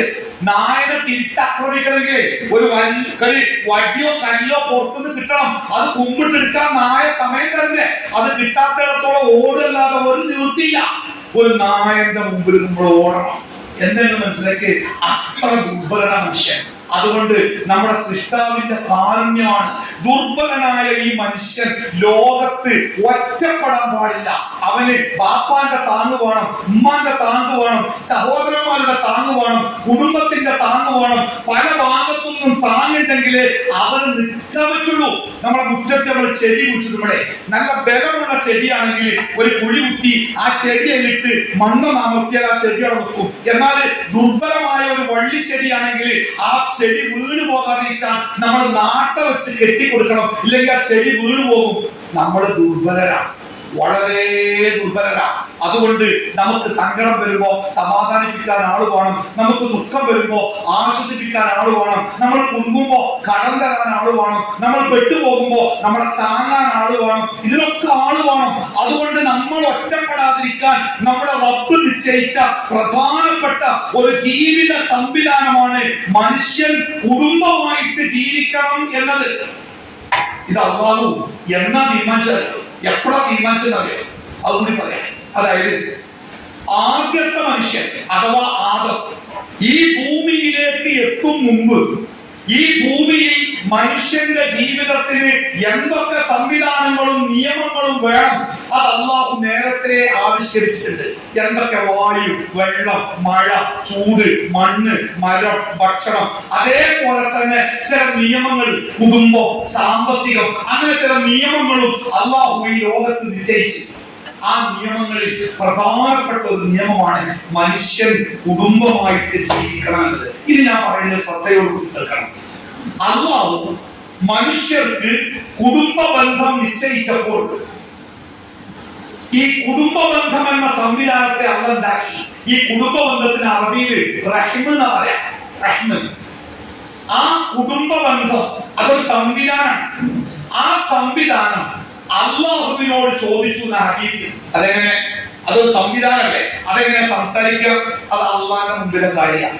അള്ളാന്റെ മുമ്പിലെ കാര്യം നമ്മളെ ഈ ചെറിയ ബുദ്ധി കൊണ്ട് ഉൾക്കൊള്ളാൻ പറ്റുന്ന കാര്യമല്ല. അത് വേറെ. ഇത് റസൂലുള്ളാഹി പറഞ്ഞതാ. അതുകൊണ്ട് അത് സത്യമാണ്. ആ കുടുംബ ബന്ധം അല്ലാഹുവിനോട് ചോദിക്കുന്ന ചോദ്യം എന്താ? അല്ലാഹുവേ, മനുഷ്യൻ കുടുംബ ബന്ധം ചേർക്കണമെന്നും കുടുംബ ബന്ധം പാലിക്കണമെന്നും നീ നിയമമാക്കിയിട്ടുണ്ടല്ലോ. പക്ഷെ മനുഷ്യൻ അത് പാലിക്കോ? അതത്ര എളുപ്പമുള്ള സംഗതിയല്ലല്ലോ. അതുകൊണ്ട് മനുഷ്യൻ കുടുംബ ബന്ധം പാലിക്കോ? അഥവാ അത് പാലിക്കത്തക്ക വല്ല നിയമങ്ങളും നീ മനുഷ്യർക്ക് വേണ്ടി ഉണ്ടാക്കിയിട്ടുണ്ടോ എന്ന് കുടുംബബന്ധം അല്ലാഹുവിനോട് ചോദിച്ചു. അപ്പോ അല്ലാഹു സുബ്ഹാനഹു വ തആല അതിന് കൊടുത്ത മറുപടി എന്താ? അതെ, ഞാനൊരു നിയമം മനുഷ്യർക്ക് മുമ്പിൽ ഉണ്ടാക്കി വെച്ചിട്ടുണ്ട്. എന്താണ് നിയമം? ആരാണോ ഞാൻ നിശ്ചയിച്ച കുടുംബ ബന്ധം ആരാണോ നിലനിർത്തുന്നത് അവരോട് മാത്രമേ എനിക്ക് ബന്ധമുണ്ടാവുകയുള്ളൂ. എന്താ പറഞ്ഞേ? അവരോട് മാത്രമേ അല്ലാഹുവിന് ബന്ധമുണ്ടാവുകയുള്ളൂ. അല്ലാഹുവിന്റെ കാരുണ്യം, അല്ലാഹുവിന്റെ ദയ, അല്ലാഹുവിന്റെ വിട്ടുവീഴ്ച, അല്ലാഹുവിന്റെ സ്വർഗം, ഇതൊക്കെ അവർക്ക് മാത്രമേ അല്ലാഹു ഉൾക്കൊള്ളൂ. പിന്നെ പറഞ്ഞെന്തറിയോ? ഞാൻ നിശ്ചയിച്ചു കൊടുത്ത കുടുംബ ബന്ധങ്ങൾ ആരാണോ മുറിച്ചു കളയുന്നത് അവരോടുള്ള ബന്ധം ഞാനും മുറിച്ചു കളയും. എന്റെ കാരുണ്യം, എന്റെ ദയ, എന്റെ റഹ്മത്ത്, എന്റെ സ്വർഗം ഇതൊന്നും അവർക്ക് കിട്ടൂല. ഇത് ഞാൻ അവർക്കുണ്ടാക്കിയ നിയമമാണ്. ഈ കുടുംബ ബന്ധം ഇപ്പൊ എവിടെ അല്ലാഹുവിന്റെ അർശിന്റെ കാലുമായിട്ട് ബന്ധിച്ചു കിടക്കുക. ആ അല്ലാഹുവിന്റെ അർശിന്റെ അടിയിലിരുന്ന് ആ കുടുംബ ബന്ധം വിളിച്ചു പറയുന്നുണ്ട്.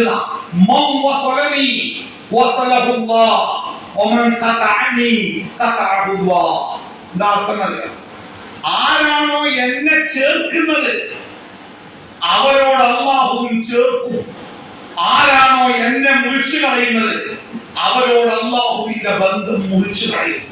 നീ കേട്ടോ, നബി സല്ലല്ലാഹു അലൈഹി വസല്ലം പറഞ്ഞു, ലാ യദ്ഖുലുൽ ജന്ന ഖാതിഉ റഹ്മി, ലാ യദ്ഖുലുൽ ജന്ന, സ്വർഗ്ഗത്തിൽ പ്രവേശിക്കൂല ആര്? ഖാതിഉ റഹ്മി, കുടുംബ ബന്ധം മുറിച്ചവൻ. കുടുംബത്തിലെ മറ്റുള്ളവരോട് മിണ്ടാതെ, സംസാരിക്കാതെ, സലാം പറയാതെ, മടക്കാതെ, മുഖത്തേക്ക് നോക്കാതെ, വിളിക്കാതെ, വിളിച്ചാൽ വിളി സ്വീകരിക്കാതെ അങ്ങനെ ഒറ്റയ്ക്ക് നടക്കുന്ന ആൾക്കാരുണ്ടല്ലോ, അവർ സ്വർഗത്തിൽ പ്രവേശിക്കുകയില്ല. അപ്പോൾ സംശയം അതെന്താ? നിസ്കാരം, നോമ്പ്, സക്കാത്ത് ഒക്കെ ഉണ്ടെങ്കിൽ സ്വർഗത്തിൽ പോലെ. ബാക്കി കൂടി കേട്ടോളി. നബി സല്ലല്ലാഹു അലൈഹി വസല്ലം പറയണേ, ഓരോ മനുഷ്യരും ചെയ്യുന്ന സൽക്കർമ്മങ്ങൾ മലക്കുകൾ സ്വീകരിച്ച് അല്ലാഹുവിന്റെ അടുക്കലേക്ക് എത്തിക്കുന്നത് എല്ലാ തിങ്കളാഴ്ചയും എല്ലാ വ്യാഴാഴ്ചയുമാണ്. റസൂലുള്ളാഹി സ്വല്ലല്ലാഹു അലൈഹി വസല്ലം എല്ലാ തിങ്കളാഴ്ചയും വ്യാഴാഴ്ചയും നോമ്പ് നോൽക്കാനുള്ള ഒരു കാരണം ഇതായിരുന്നു. എന്റെ കർമ്മങ്ങളുമായി മലക്കുകൾ അള്ളാന്റെ അടുത്തെത്തുമ്പോ അള്ള മലക്കുകളോട് ചോദിക്കും, നിങ്ങൾ പോരുമ്പോൾ എന്റെ അടിമ എന്ത് ചെയ്യുന്നു?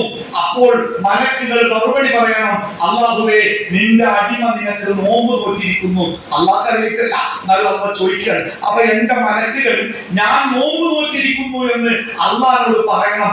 അതുകൊണ്ടാണ് എല്ലാ തിങ്കളാഴ്ചയും വ്യാഴാഴ്ചയും പ്രവാചകൻ നോമ്പ് നോൽക്കാനുള്ള പല കാരണങ്ങളിൽ ഒന്ന് നമുക്ക് നോൽക്കാം. തിങ്കളാഴ്ച വ്യാഴാഴ്ച നോമ്പ് നോക്കല് വളരെ സുന്നത്തായ കാര്യമാണ്.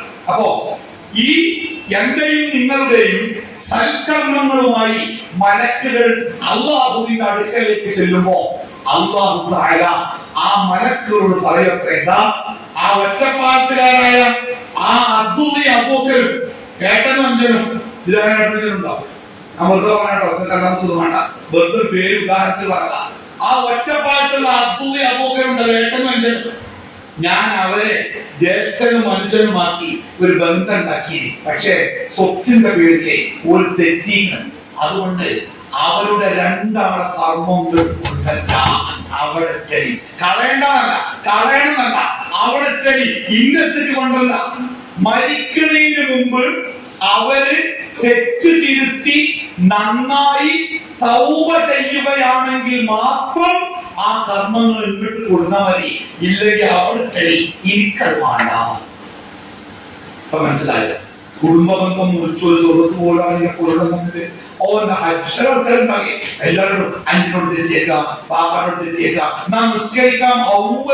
ഒന്നാമത് പാപ്പാനത്ത് പോയില്ലേ, പാപ്പ എന്റെ റേഷൻകാർഡിന്റെ പേരിലല്ലേ ഇത്ര പാപ്പ, അല്ലെങ്കിൽ അഞ്ചിനോട് ഉണ്ടല്ലേ, ഓനോട് വേണ്ടേ, എനിക്കൊന്നെ സഹായം വേണ്ട, എനിക്ക് ജീവിക്കാൻ എന്റെ കഴിയുന്നുണ്ട്. ശരിയാണ്. പക്ഷെ പരലോകത്ത് രക്ഷയില്ല. അവസാനം മരിച്ചിട്ട് ഈ മയ്യത്ത് നിസ്കരിക്കാൻ വേണ്ടി ഈ വെള്ളത്തുണിയിലൊക്കെ പൊതിഞ്ഞ് വെറുങ്ങലിച്ച് പള്ളിക്കങ്ങനെ കൊണ്ടുപോയി വെക്കുമ്പോഴേ ആ മയ്യത്തിന്റെ എത്തുന്ന പള്ളിക്കല ഉസ്താദോ അല്ലെങ്കിൽ കുടുംബത്തിലെ കാരണവരോ ഒരു കുമ്പസാരം. എന്താണ്? ഈ മരിച്ചു കിടക്കുന്ന വ്യക്തി കാലങ്ങളായി നമുക്കിടയിൽ ജീവിച്ച വ്യക്തിയാണ്. അതുകൊണ്ട് എന്തെങ്കിലുമൊക്കെ വാക്കിലോ പ്രവൃത്തിയിലോ എന്തെങ്കിലുമൊക്കെ ഉണ്ടായിട്ടുണ്ടെങ്കിൽ ദീനുൽ ഇസ്ലാമിനെ ഓർത്തുകൾ പുറത്തു കൊടുക്കണം. അല്ലാഹു സുബ്ഹാനഹു വ തആല പച്ചക്കൊരു കാര്യം പറഞ്ഞു, ഒരു മനുഷ്യന്റെ പാപം അല്ലാഹ് കൊടുക്കണമെങ്കിലേ ഓന്റെ മരണം തൊണ്ടക്കുഴിയിലെത്തും മുമ്പ് ഓൻ തൗബ ചെയ്യണം. പിന്നെ നമ്മൾ പ്രാർത്ഥിക്കുക, പടച്ചോനെ പുറത്തു കൊടുക്കണേ, അതൊരു ശുപാർശയാണ്. ശുപാർശ അത് സ്വീകരിക്കാനും സ്വീകരിക്കാതിരിക്കാനും പടച്ചോന് അധികാരമുണ്ട്. ഞാൻ എന്റെ ജീവിതത്തിൽ ചെയ്ത തെറ്റുകൾ അത് കൊടുക്കണമെങ്കിൽ തൗബ ചെയ്യണം. അത് രണ്ട് സമയത്തിന്റെ മുമ്പ് ചെയ്യണം. ഒന്നേതാണ്? മരണം. നിന്റെ ആത്മാവിനെ പിടിക്കാനുള്ള മലക്ക് അവിടെ ഇങ്ങനെ വന്ന് ഇരിക്കുന്നത് ഞാനിങ്ങനെ കണ്ണുകൊണ്ട് കണ്ടാണ്ടല്ലോ. പിന്നെ തൗബയില്ല. മൂസാ നബിനെ കൊല്ലാൻ വേണ്ടി പിന്നാലെ കൂടിയ ഫിറോനും കൂട്ടരും ആ വെള്ളത്തിൽ ഇങ്ങനെ മുങ്ങി മുങ്ങി ശ്വാസം കിട്ടാതെ മരിക്കുന്നായപ്പോ ഫിറോൻ വിളിച്ചു പറഞ്ഞു. എന്താ പറഞ്ഞത്? ഇന്നീ ആമൻതു ബിറബ്ബി മൂസ ഹാറൂൻ. മൂസയുടെയും ഹാറൂന്റെയും റബ്ബിൽ ഞാൻ ഇതാ വിശ്വസിച്ചിരിക്കുന്നു. അപ്പൊ അള്ളാന്റെ മറുപടി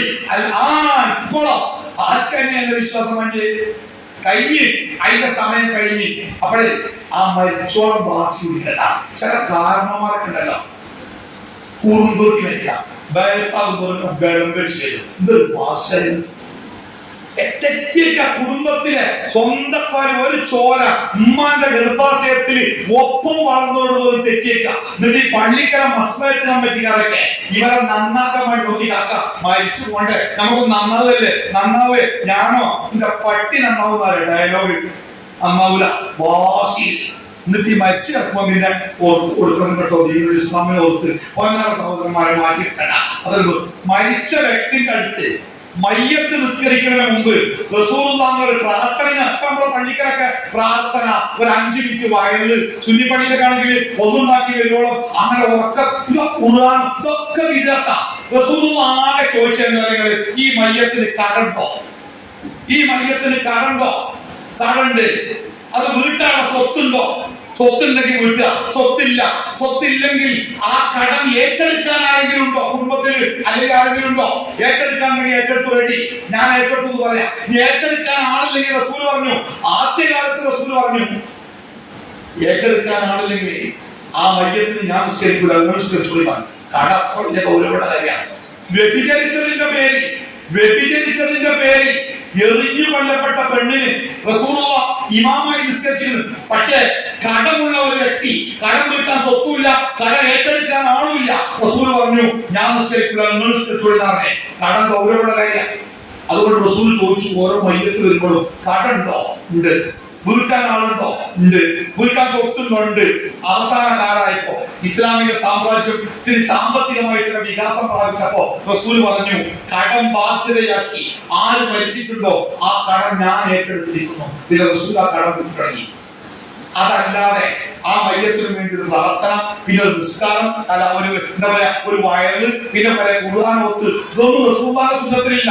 അതിൽ ചില ആൾക്കാർ പറയും ആ സമയത്ത് എന്തെങ്കിലുമൊക്കെ പറഞ്ഞാല് മനസ്സ് തട്ടും, മരിച്ചു കിടക്കല്ലേ. അങ്ങനെ പറയേണ്ട ഒരു സമയമാണെങ്കിൽ റസൂൽ പറഞ്ഞു കാണിക്കൂലേ? ആ സമയത്ത് ഒരു 10 പ്രസംഗം റസൂലുള്ളാഹിയുടെ വകയായിട്ട് ഉണ്ടായിക്കണോ? ആരെ ചോദിച്ചേക്കണ്ട, എന്തോ ആവട്ടെ, ഞാൻ ആ ഭാഗത്തേക്ക് എന്താ പോണേ. ഞാൻ പറഞ്ഞത് എന്താ വെച്ചാല് മരിക്കാൻ കാത്തിക്കണ്ട. ഒരു ഏട്ടനും 5 ഉണ്ടായി, സ്വത്തിന്റെ പേരിൽ തെറ്റിയതാ. 2 ആള് നന്നാക്കാൻ നോക്കി, 5 പലവട്ടം നോക്കി, പക്ഷെ കാക്ക സമ്മതിച്ചില്ല. അവസാനം 5 പെട്ടെന്ന് അറ്റാക്ക് വന്ന് ആശുപത്രിയിലായി. ഈ ഏട്ടന്റെ മനസ്സിൽ മുഴുവനും 5 സ്നേഹ. കാരണം ചെറുപ്പം മുതലേ ഈ ഇമ്മാന്റെ മുമ്പിൽ ഈ 5 നോക്കി വളർത്തിയത് ഇക്കാക്കയാ. അതുകൊണ്ടാണ് ഈ 5 വർത്താനങ്ങൾ മുഖത്ത് ധരിക്കാതെ പോയത്. ഞാൻ അങ്ങനെ വളർത്തിയ അവസ്ഥ പോലെ എന്റെ ഒക്കത്ത് വെച്ച് എന്റെ ചോറ് ഓന് കൊടുത്ത് ഉപരി പറഞ്ഞ കഥ ഉണ്ട്. അങ്ങനെ തന്നെയാണ് വളർത്തിയത്. പക്ഷെ ഇപ്പൊ ബാപ്പ സ്വത്ത് ഓരി വെച്ചപ്പോ പ്രശ്നത്തിൽ തെറ്റിയതാ. മിണ്ടിയില്ല 2 ആളും. 5 പെട്ടെന്ന് അറ്റാക്കായിട്ട് ആശുപത്രിക്കായിട്ട് കേട്ടപ്പോൾ ഇയാൾ ബേജാറായി. ഓടി ആശുപത്രിക്ക് ICU ക്ലോസാ. ഒരു കാരണവശാലും ഉള്ളിൽ കയറാൻ പറ്റില്ല. നാളെ രാവിലെ 6 മണിക്ക് പറഞ്ഞ ഡോക്ടർ. അതിപ്പോ ഇയാള് കുടുംബക്കാര് പറഞ്ഞു ഡൽഹിക്ക് പോയിക്കോളി, രാവിലെ വന്നാൽ മതി, ഞാൻ പോകില്ലാതെ പോലെ എനിക്ക് ഓനെ കാണണം, ഓനോട് മാപ്പ് പറയണം, നന്നാവണം, എന്നിട്ട് ഞാൻ പോവുള്ളൂ. അപ്പൊ ആൾക്കാർ പറഞ്ഞു ഇവിടെ ഉണ്ടല്ലോ, രാവിലെ ഒന്ന് വീട്ടിൽ പോയിക്കോളി, പോവില്ല, റൂമുണ്ട് അപ്പുറത്ത്, എന്നാ റൂം പോയിട്ട് ഇരുന്നോളി, രാവിലെ 6 മണിക്ക് തുറക്കുമ്പോ കാണാം, റൂമുക്കും പോകില്ല. ICUവിന്റെ മുമ്പിൽ ആ വെറും നിരത്ത് ആ ചില്ലുവാതിൽ ഓരോ പ്രാവശ്യം ICUവിന്റെ വാതിൽ തുറക്കുമ്പോഴും മൂപ്പര് നഴ്സുമാരോട് ചോദിച്ചു, ഞാൻ ഒന്ന് കയറട്ടെ, കയറ്റില്ല. രാവിലെ 6 മണിക്ക് കയറാൻ പറ്റുള്ളൂ പറഞ്ഞു. 3 മണിക്ക് വാർത്ത വന്ന് 5 മരിച്ചു. ഇന്നാ ഏട്ടന്റെ കണ്ണിങ്ങനെ നോക്കണം, കണ്ണീരിങ്ങനെ ഒലിച്ചിറങ്ങ. എപ്പോ കാണുമ്പോൾ സങ്കടം കെട്ടി. ഞാൻ പറഞ്ഞ ഈ സങ്കടം ഒരു 2 ആഴ്ച മുമ്പ് നിങ്ങൾ കരഞ്ഞിരുന്നെങ്കിൽ ഈ പ്രശ്നം തീരുമായിരുന്നോ? ഇപ്പൊ സങ്കടം ഒരാളെ കണ്ട് പോയാലേ അത് തീർത്താ തീരുക. പിന്നെ അല്ലേ? അപ്പൊ എന്താ മനസ്സിലായത്? അല്ലാഹു സുബ്ഹാനഹു വ തആല നമുക്ക് നിശ്ചയിച്ചു തന്ന കുടുംബ ബന്ധം, ആ ബന്ധത്തെ അത് മുറിക്കാനോ അത് ഒഴിവാക്കാനോ ഒരധികാരവും നമുക്കില്ല. ചിലപ്പോ നമ്മൾ പറയും ഓരോ സ്വഭാവം അങ്ങനെയാണ്, ഓരോ ഇങ്ങനെയാണ്, ഓരോ എങ്ങനെ ഇരിക്കട്ടെ. കുടുംബത്തിൽ അങ്ങനെയാണല്ലോ. ചില ആൾക്കാർ നല്ല സ്നേഹമുള്ളവരേക്കാണ്, ചില ആൾക്കാർ മഹാമോശമാരേക്കാണ്. മുഖത്ത് നോക്കി ചിരിച്ചാറിനെ ചിരിച്ചില്ല, സലാം പറയില്ല, മുണ്ടൂല. അതൊക്കെ അല്ലാഹു നമുക്ക് തന്ന പരീക്ഷണം. ഓരോ വ്യക്തികളെയും വ്യത്യസ്ത കോലത്തിലാക്കി നമ്മളെ കുടുംബത്തിലേക്ക് ഫിറ്റ് ചെയ്തത് നമ്മളെ പരീക്ഷിക്കാൻ വേണ്ടിയാ. നമ്മളെ ബാധ്യത എന്താ?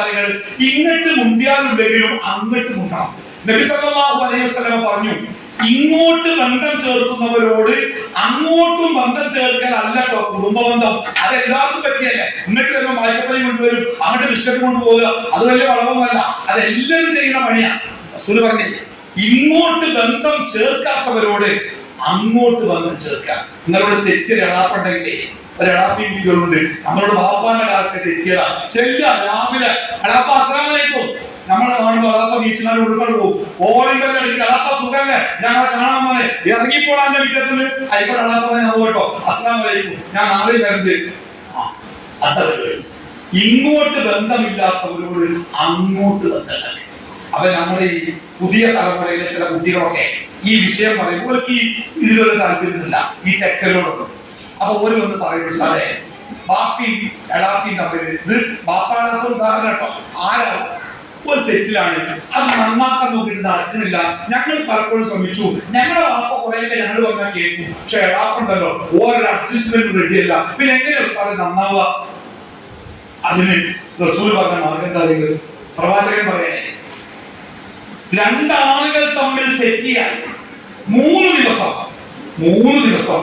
അവർക്ക് തെറ്റാനുള്ള സ്വാതന്ത്ര്യം. മനുഷ്യന്മാരാണ്, പല അഭിപ്രായം ഉണ്ടാവും, പല വർത്താനം ഉണ്ടാവും, പല ചിന്ത ഉണ്ടാവും. ഒരാൾ സംസാരിക്കുന്നത് മറ്റേയാൾക്ക് ഇഷ്ടപ്പെടില്ലെങ്കിൽ, ഒരാൾ പ്രവർത്തിച്ച് മറ്റേയാൾക്ക് ഇഷ്ടമല്ലെങ്കിൽ, ചിലപ്പോൾ മനസ്സുകൊണ്ട് അകൽച്ച ഉണ്ടാവും. അതാണ് തെറ്റുക. ഈ തെറ്റലിന് ഇസ്ലാം അനുവദിച്ച സമയപരിധി മാക്സിമം 72 മണിക്കൂർ, 3 ദിവസം. ആ 3 ദിവസത്തിന്റെ ഇടക്കോൽ നന്നാവണം. 3 ദിവസം കഴിഞ്ഞ് 73ാമത്തെ മണിക്കൂറിലേക്ക് ആ തെക്കൽ നീണ്ടാലേ പിന്നെ അത് കുറ്റാണ്. പിന്നെ എത്ര കാലം ഒരു ജീവിക്കണോ അത്ര കാലം ഒരു കുറ്റം ചെയ്തുകൊണ്ടിരിക്കുക. അതിൽ ഒരാളെന്നിട്ട് മരിച്ചണ്ടല്ലോ, പിന്നെ രണ്ടാക്കും രക്ഷപ്പെടാൻ ഒരു മാർഗമല്ല. പിന്നെ പരലോകത്ത് വെച്ച് കാണാം അള്ളാന്റെ മുന്നിൽ, അതല്ലാതെ ഒരു മാർഗമല്ല. അതുകൊണ്ട് റസൂൽ പറയണേ, അങ്ങനെ തെറ്റുണ്ടെങ്കിൽ ആ തെറ്റ് നന്നാക്കാൻ നിങ്ങളിൽ ആരാണോ ആദ്യം ശ്രമിക്കുന്നത് അവർ അള്ളാഹുവിന്റെ അടുക്കൽ രക്ഷപ്പെടും.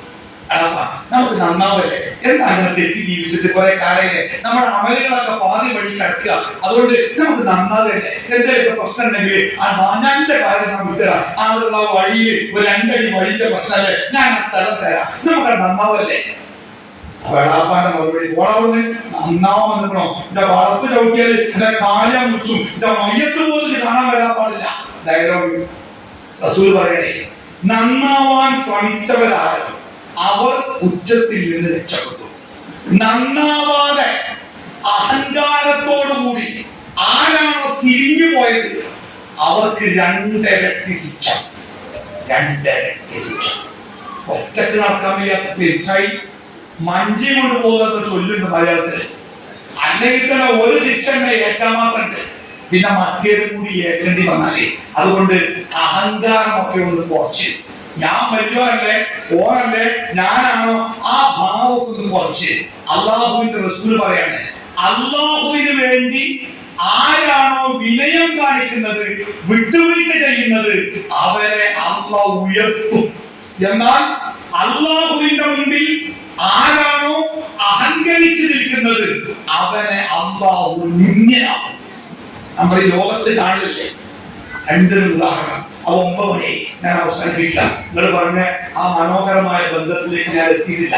ആ മനോഹരമായ ബന്ധം തുടങ്ങുന്നത് ഭാര്യ, ഭർത്താവ്, മാതാവ്, പിതാവ്, മക്കൾ, ഈ ഒരു വൃത്തത്തിലേക്കാണ്. ഇൻഷാ അല്ലാഹ് സൗകര്യപ്പെടുന്ന മറ്റൊരു സമയത്ത് എപ്പോഴെങ്കിലും അള്ളാഹു ആയുസ്സുമാരും തന്നാല് നമുക്ക് ആ വിഷയത്തെ കുറിച്ച് സംസാരിക്കാം മറ്റൊരിക്കൽ. ഇപ്പൊ ഞാൻ ഈ പറഞ്ഞ 3 കാര്യം നിങ്ങളുടെ ശ്രദ്ധയിലുണ്ടാവട്ടെ. ഒന്നാമത്തേത്, ജീവിതത്തിന്റെ ഏത് പ്രതിസന്ധിയും, അത് സന്തോഷമോ സങ്കടമോ ആവാം, ഏത് പ്രയാസത്തിലും, സാമ്പത്തികമോ ആരോഗ്യമോ എന്താവാം, കാട്ടുകീട്ട അള്ളാനെ വിടാതെ ഉറച്ചു നിൽക്കുക. ഈ ശിർക്കൊക്കെ കേറി വരുന്ന അപരാധങ്ങൾ കുടുക്കുകയാണ്. അല്ല, മുജാഹിദിന്റെ പള്ളിക്ക് ജുമായ്ക്കൊക്കെ പോകുന്ന ഒരു ഭാര്യ ഭർത്താവിന്റെ ഒരു വീടൊക്കെ വെച്ച് വീടിക്ക് താമസമൊക്കെ മാറ്റി, താമസം മാറ്റുന്ന അന്ന് തന്നെ വാതിൽക്കട്ടിലുമ്പോ തടഞ്ഞു വീഴുന്നാണ്ട് ഭർത്താവിന്റെ കാല് മുറിഞ്ഞ് പിറ്റേന്ന് അവിടുത്തെ കുതിരിക്കലിന്റെ ചോറൊക്കെ തിന്നിട്ട് 2 കുട്ടിയേക്ക് വയസ്സോട് ഛർദിയായി. ചുരുക്കി പറഞ്ഞാല് 3-4 ദിവസം കൊണ്ട് പെരക്കാർ ആശുപത്രിയിലായി. അതില് അയലോകത്തെ താത്ത വന്നുകൊണ്ട് ഈ വീട്ടിലെ സ്ത്രീയോട് ചോദിച്ചാല്, അല്ല നിങ്ങൾ വീടിന് കുറ്റി വെച്ചപ്പോ വാസ്തു നോക്കിയിരുന്നില്ലേ? എന്റെ അല്ല ഞാൻ കരിയൊക്കെ ഈ കൂട്ട ദുരന്തം ഉണ്ടായത് ഈ കണക്കും വാസ്തു ഒന്നും നോക്കാതെ കുറ്റിയടിച്ചിട്ടാണ്. ഈ പെണ്ണത് വിശ്വസിച്ചത് ഓള് ഭർത്താവിനോട് ചോദിക്കണല്ല, നിങ്ങൾ കുറ്റിയടിച്ചപ്പോ വാസ്തു നോക്കിയില്ലേ, വാസ്തു നോക്കേണ്ടതൊക്കെ ഉണ്ടായത് എന്തായാലും നിസ്കാരം കഴിഞ്ഞ് സലാം കൂട്ടിയില്ലേ. നമ്മളൊക്കെ അതേ നാവ് കൊണ്ട് പറഞ്ഞ ആദ്യത്തെ വാക്ക് എന്താ? നിങ്ങൾ അല്ലാഹുമ്മ ലാ മാനിഅ ലിമാ അഅ്തൈത വലാ മുഅ്തിയ ലിമാ മനഅ്ത. പടച്ചവനെ തന്നതൊക്കെ കിട്ടിയതൊക്കെ നീ തന്നതാണ്, അത് തടയാൻ ആരെക്കൊണ്ടും കഴിയില്ല. പോയതൊക്കെ നീ കൊണ്ടുപോയതാ, നീ കൊണ്ടുപോയത് തിരിച്ചു തരാനോ ആരെക്കൊണ്ടും കഴിയില്ല. ഇത് വിശ്വാസമുള്ള ഒരാൾക്ക് എന്ത് വാസ്തു, എന്ത് കുറ്റി, കിട്ടിയതൊക്കെ പറഞ്ഞു. ആ ഒരു തൗഹീദ് പോലും നഷ്ടപ്പെടല്ലേ. രോഗം വരുമ്പോ, കടം വരുമ്പോ, വലിയ തകർച്ച ഉണ്ടാകുമ്പോഴൊക്കെ ശിർക്കിലേക്ക് വരെ മനുഷ്യന്മാർ ഓർത്തിരിക്കുക. അതൊക്കെ അള്ളാന്റെ പരീക്ഷണമാണ്. ഉറച്ചു നിൽക്കുക. രണ്ടാമത്തെ എന്താ പറഞ്ഞേ? നമ്മുടെ കുടുംബത്തോടുള്ള നമ്മുടെ സ്നേഹം സ്വർഗത്തിലേക്ക് എത്തുന്ന സ്നേഹമാണ്. മൂന്നാമത്തെ എന്താ പറഞ്ഞേ? കുടുംബ ബന്ധം എന്നത് ഒരു തമാശയല്ല, അത് ഗൗരവമുള്ള കാര്യമാണ്. അത് നമ്മുടെ ദുനിയാവിനെയും പരലോകത്തെയും ബാധിക്കുന്ന കാര്യമാണ്. അതുകൊണ്ട് നമ്മുടെ കുടുംബത്തിൽ ആരോടെങ്കിലും പിണങ്ങിയത്, മിണ്ടാത്തത്, മുഖത്തേക്ക് നോക്കാത്തത്, സലാം പറയാത്തത്, മടക്കാത്തത്, വിളിക്കാത്തത്, വിളി കേൾക്കാത്തവരൊക്കെ ആയിട്ടുണ്ടെങ്കിൽ വേഗം നന്നായിക്കൊള്ളി. ഇല്ലെങ്കിൽ അമലുകളുണ്ടല്ലോ പാതി വഴി കടക്കും, പരലോകത്ത് നരകത്ത് പോലെ. അള്ളാഹു തആല കാത്തു രക്ഷിക്കുമാറാവട്ടെ. അള്ളാഹുവിന്റെ ദീനിനെ ശരിയായി മനസ്സിലാക്കി ജീവിതത്തിൽ അത് മുറുകെ പിടിച്ചു ജീവിക്കാൻ അള്ളാഹു നമുക്ക് എല്ലാവർക്കും തൗഫീഖ് നൽകുമാറാവട്ടെ. അള്ളാഹുവിന്റെ മതപ്രകാരം ജീവിച്ച് അതുപ്രകാരം ഈമാനോടുകൂടി മരിക്കാൻ അള്ളാഹു നമുക്കൊക്കെ സൗഭാഗ്യം നൽകുമാറാവട്ടെ. മാരകമായ രോഗങ്ങളിൽ നിന്ന്, കഠിനമായ വേദനകളിൽ നിന്ന്, തകർന്നു പോകുന്ന കടബാധ്യതകളിൽ നിന്ന് അള്ളാഹു നമ്മളെയൊക്കെ കാത്തു രക്ഷിക്കുമാറാവട്ടെ. തൗബ ചെയ്യാൻ പോലും സമയം കിട്ടാത്ത പെട്ടെന്നുള്ള മരണങ്ങളിൽ നിന്ന് അള്ളാഹു നമ്മളെ കാത്തു രക്ഷിക്കട്ടെ. എവിടെ വെച്ച് എപ്പോ എങ്ങനെ മരിച്ചാലും ലാ ഇലാഹ ഇല്ലല്ലാഹ് ചൊല്ലി മരിക്കാൻ അള്ളാഹു നമുക്ക് അവസരം നൽകുമാറാവട്ടെ. മരണപ്പെട്ടു പോയ നമ്മുടെ മാതാപിതാക്കൾക്കൊക്കെ അള്ളാഹു മഗ്ഫിറത്തും മർഹമത്തും പ്രദാനം ചെയ്യട്ടെ. ജന്നാത്തുൽ ഫിർദൗസിൽ അവരുടെ കൂടെ ഒത്തുചേരാൻ അള്ളാഹു നമുക്കൊക്കെ ഭാഗ്യം നൽകുമാറാവട്ടെ. ജീവിച്ചിരിക്കുന്ന നമ്മുടെ മാതാപിതാക്കളെ പൊന്നുപോലെ നോക്കുന്ന മക്കളാവാൻ അള്ളാഹു നമുക്ക് ഭാഗ്യം നൽകുമാറാവട്ടെ. ആ മാതാപിതാക്കളെ സംതൃപ്തിയോടുകൂടി പരിചരിച്ച് അവരുടെ സംതൃപ്തിയോടെ അള്ളാഹുവിന്റെ തൃപ്തിയിലേക്ക് എത്താൻ അള്ളാഹു നമുക്ക് അവസരം നൽകുമാറാവട്ടെ. മാതാപിതാക്കളെ വേദനിപ്പിച്ച് അവരെ പ്രയാസപ്പെടുത്തി അള്ളാഹുവിന്റെ കോപത്തിന് അർഹരാക്കുന്നതിൽ നിന്ന് അള്ളാഹു നമ്മളെയൊക്കെ കാത്തു രക്ഷിക്കുമാറാവട്ടെ. നമ്മുടെ കുട്ടികളൊക്കെ ജീവിക്കുന്നത് വളരെ അപകടകരമായ സാഹചര്യത്തിലാണ്.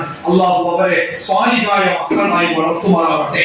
നമ്മളെ സഹായിക്കുന്ന, നമുക്ക് താങ്ങാവുന്ന, നമ്മളെ സ്നേഹിക്കുന്ന, നമ്മളെ ആദരിക്കുന്ന, നമ്മളോട് കരുണ കാണിക്കുന്ന, നമ്മൾ തളർന്നു പോകുമ്പോൾ നമുക്ക് താങ്ങാവുന്ന നല്ല മക്കളായി നമ്മുടെ മക്കളെ അള്ളാഹു വളർത്തി വലുതാക്കി തരുമാറാവട്ടെ. നമ്മുടെ സമൂഹം അനുഭവിക്കുന്ന എല്ലാ പ്രശ്നങ്ങളിൽ നിന്നും അള്ളാഹു സമൂഹത്തിന് മോചനം നൽകുമാറാവട്ടെ. ലോകത്തിന്റെ വിവിധ ഭാഗങ്ങളിൽ പ്രയാസം അനുഭവിക്കുന്ന ഈ സമൂഹത്തിലെ മുഴുവൻ സഹോദരന്മാർക്കും അള്ളാഹു ആശ്വാസം നൽകുമാറാവട്ടെ.